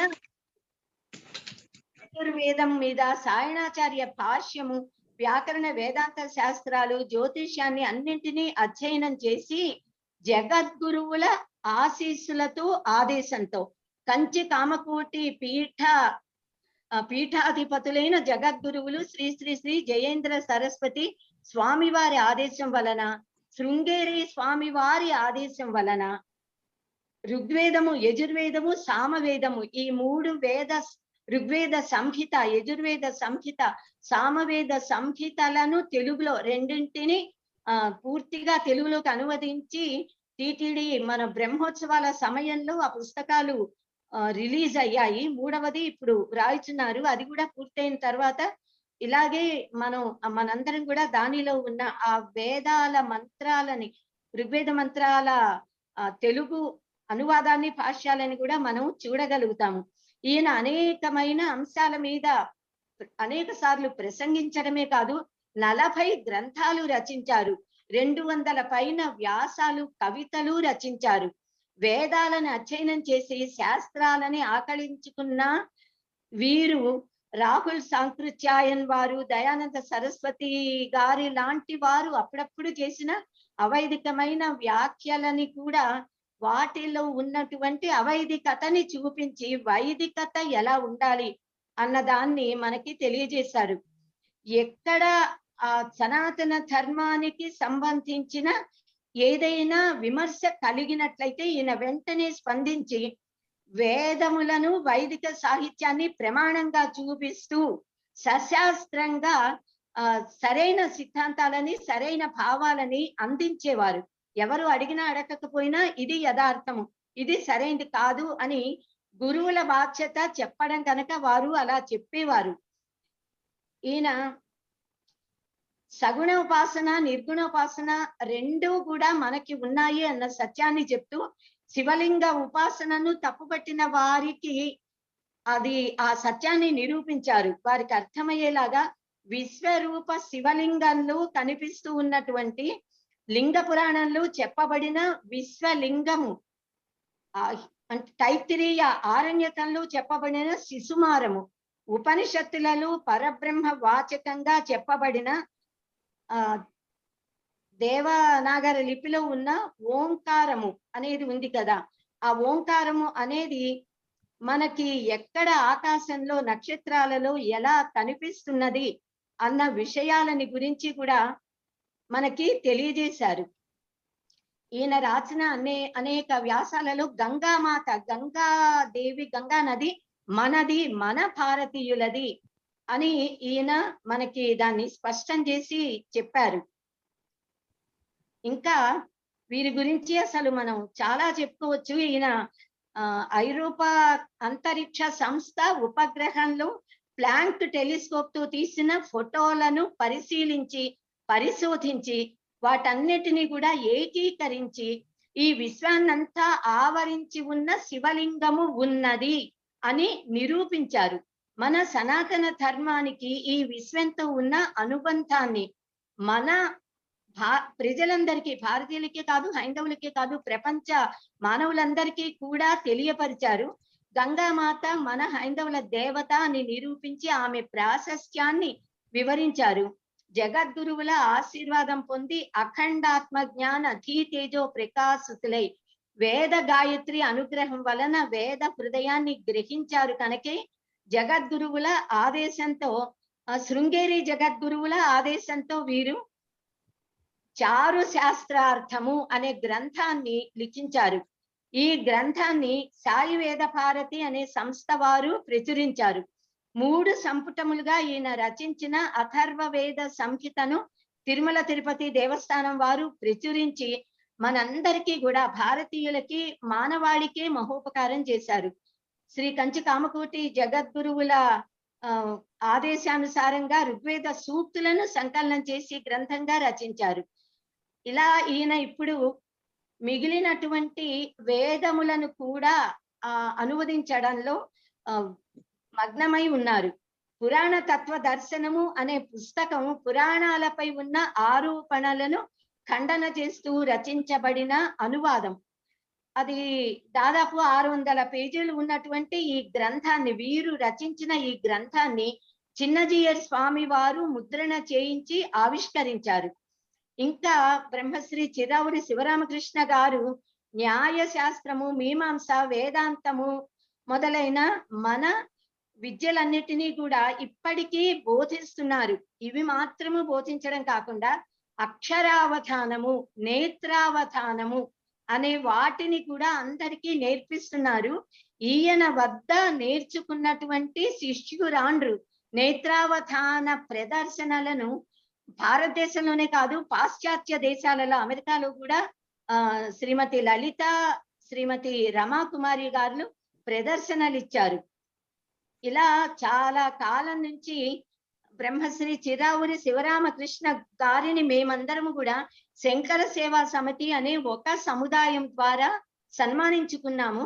అప్పుడు నేను వారికి సన్మాన పత్రికను రాసి సమర్పించాను. ఆయన నన్ను ఎంతో ఆప్యాయతతో సోదరి అని సంబోధిస్తారు. అందుకనే వారు నాకు అన్నయ్య గారు. అటువంటి అన్నయ్య గారి పాద పద్మములకు నమస్కరిస్తూ నాకు ఈ అవకాశం కలిగించినటువంటి మన వేద సంస్కృతి సమితికి, మన ఆటళ్ల ప్రభాకరరావు గారికి హృదయపూర్వకంగా కృతజ్ఞతలు తెలియజేస్తున్నాను. స్వస్తి. ధన్యవాదాలు. రాజేశ్వర్ గారు, ఏమి point in just brief, very brief. What is your point here? ఏం లేదండి, ఇప్పుడు కేరళలో ముస్లిం పాపులేషన్ ఎక్కువ అయిపోయి పద్మనాభ టెంపుల్ ని ప్రిన్సెస్ వాళ్ళు ఎంత కాపాడినా కూడా తలుపులు ఓపెన్ చేసేసి మొత్తం ట్రెజర్ అంతా తీసుకున్నారు. అలాగే కాశీలో చాలా ప్రైవేట్ లైబ్రరీస్ ఉన్నాయి, అది అందరికి యాక్సెస్ లేదు. దాంట్లో దే హావ్ ప్రిజర్వ్డ్, అంటే పద్మనాభ టెంపుల్ అయితే ఎట్లయితే వాళ్ళు ప్రిజర్వ్ చేశారో ప్రిన్సెస్, అలా చేసిన వాళ్ళు ఇప్పటికీ ఉన్నారు. మన దగ్గర స్క్రిప్చర్స్ ఉన్నాయి. అంటే ఫారినర్స్ ఎంత దొంగతనం చేసి వాళ్ళ దగ్గర వెళ్ళి, వాళ్ళు దొంగతనం చేసిన ఫారినర్స్ లో వాళ్ళ చిత్తశుద్ధి ఉందండి. వాళ్ళు యూకేలో స్కూళ్ళలో పిల్లలకి సంస్కృతి నేర్పిస్తారు. మన దగ్గర ఎన్ని గవర్నమెంట్ స్కూళ్ళలో నేర్పిస్తారండి? మన దగ్గర ఎంతమంది స్వచ్ఛంగా ఉంటారు, మాట్లాడతారు, కానీ ప్రాక్టీస్ చేసే వాళ్ళు ఎంతమంది ఉన్నారు రియల్ లైఫ్ లో? That's why we're losing. అది ఎవరు రియలైజ్ అవ్వట్లేదు. మనం ఏమంటే మన తాతలు ఇచ్చేసారని మనం నెవరేసుకుంటున్నాం, అంతేగాని మనం ఏం చేస్తున్నాం అని చెప్పి నోబడీ ఈస్ టేకింగ్ రెస్పాన్సిబుల్. ప్రతివాడు వాడి పెళ్ళాం పిల్లల్ని ఎట్లా పోషించుకోవాలి, ఎట్లా డబ్బు తెచ్చుకోవాలి ఏంటి అనేసి. చివరికి చూస్తే politicians, they are so nasty, they are the root cause of for demolition or disappearance of our culture అండి. వాళ్ళు వాళ్ళ లబ్ధి గురించి, వాళ్ళ ఫ్యామిలీ లబ్ధి గురించి మన రిలీజన్ తొక్కి పెట్టేసి వేరే రిలీజన్ వాడి పైకి పట్టుకొచ్చేసి మనకి ఎక్కడ కూడా ఇది లేకుండా చేస్తున్నారు. సో ఇండివిజువల్ గా ఎవ్రీ పర్సన్స్ రెస్పాన్సిబిలిటీ. భారతీయుడనే ప్రతి వాడికి ఇది ప్రతి దేశంలో అందరికీ ఉంది. నేను ఇక్కడ యుఎస్ లో ఉంటాను, వాళ్ళకి ఎంత వాళ్ళ దేశం పైన ఎంత భక్తి శ్రద్ధ ఉంటుందంటే వాళ్ళు ఎప్పుడు కూడా ఒప్పుకోరు. ఈ ప్రపంచంలో ఉన్న అన్ని చోట్ల మంచి తెచ్చి వాళ్ళు నేర్చుకుంటారు, కానీ వాళ్ళ లేబుల్ పెట్టుకుంటారు దానికి. ధన్యవాదాలు. ఫారిన్ కంట్రీస్ లో ఆ చిత్తశుద్ధి ఉంది, మన దగ్గర లేదు. మన దగ్గర చిత్తశుద్ధి ఎక్కడదంటే నాలుక మట్టుకే ఉంది, ఈ ప్రాక్టికల్ ఇంప్లిమెంటేషన్ లేదు. అంటే మనం ఎన్ని మంచి ప్రవచనాలు చెప్తాం, ఎన్ని మంచి చేస్తామంటే, ఇండియాలో ఏదైనా యాక్సిడెంట్ అయితే అందరు చూసి వీడియోస్ సెల్ఫీలు తీసుకుని వెళ్ళిపోతారు. ఇక్కడ అలా కాదు. యాక్సిడెంట్ అయితే ఉండి కాప్ ని పిలిచి హెల్ప్ చేయకపోతే యు ఆర్ పనిషబుల్. అది ఆ ధర్మం మన దగ్గర లేదు. మన దగ్గర ధర్మం ఓన్లీ కొంతమంది ప్రవక్తలు కొంతమంది చెప్పుకోవడం మట్టుకే ఉంది, కానీ when it comes to practical implementation in real life, ధర్మ ఇస్ లైక్ అదేదో టెంపుల్, అది జ్ఞానవ్యాపి టెంపుల్ పైన మసీద్ కట్టినట్టు మన దగ్గర ధర్మం అంతా బరి అయి ఉంది. So what you said is correct. This is a subject to be discussed and to be understood properly by the people. But the efforts are being done. Nowadays, the younger generation are knowing about this, and things are moving in a positive direction. But we have to continuously work on this. And this is a result of 1,000 years slavery that we should not forget. We have been brainwashed last 200 years. That we should not forget. We cannot blame anybody, even the people also cannot blame. We have been brainwashed and we have been made intelligent clerks. That's all. Last 200 years we have been made intelligent clerks. Our education system has changed. So that is the reason why the people are in a different direction. And now the things are moving and younger generation is realizing the facts of it and coming to the correct philosophy. And our efforts are, all our efforts are for doing that only. Thank you very much for bringing that point. Nice of you. Change. Nice, you are right. You are perfectly correct. We are already crossing the time. Let us go ahead. The point is correct. What you told is very correct point. That we have to understand. The people should understand. Government should understand. Politicians should understand. And good people should prevail. Good things should prevail in future. Thank you very much. Nice of you. Now let us close. Babu will Shanti Mantra. Okay. Anything you would like to speak? Shall we speak? You like to speak or shall we close? No. Let us have Shanti Mantram. Okay, thank you. Om Sarve Bhavantu Sukhinah, Sarve Santu Niramayah, Sarve Bhadrani Pashyantu, Ma Kachat Dukkha Vag Bhaved. Om Shanti Shanti Shanti. Om Sahana Vavatu, Sahanau Bhunaktu, Sahaviryankara Bhavahai, Tejasvinavadhitamastu ma vidvishavahai. Om Shanti Shanti Shanti.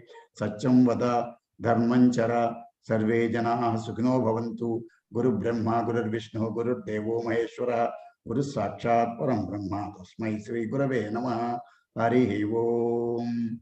Antaram Janaganamana and closing the session. Let us sing Janaganamana.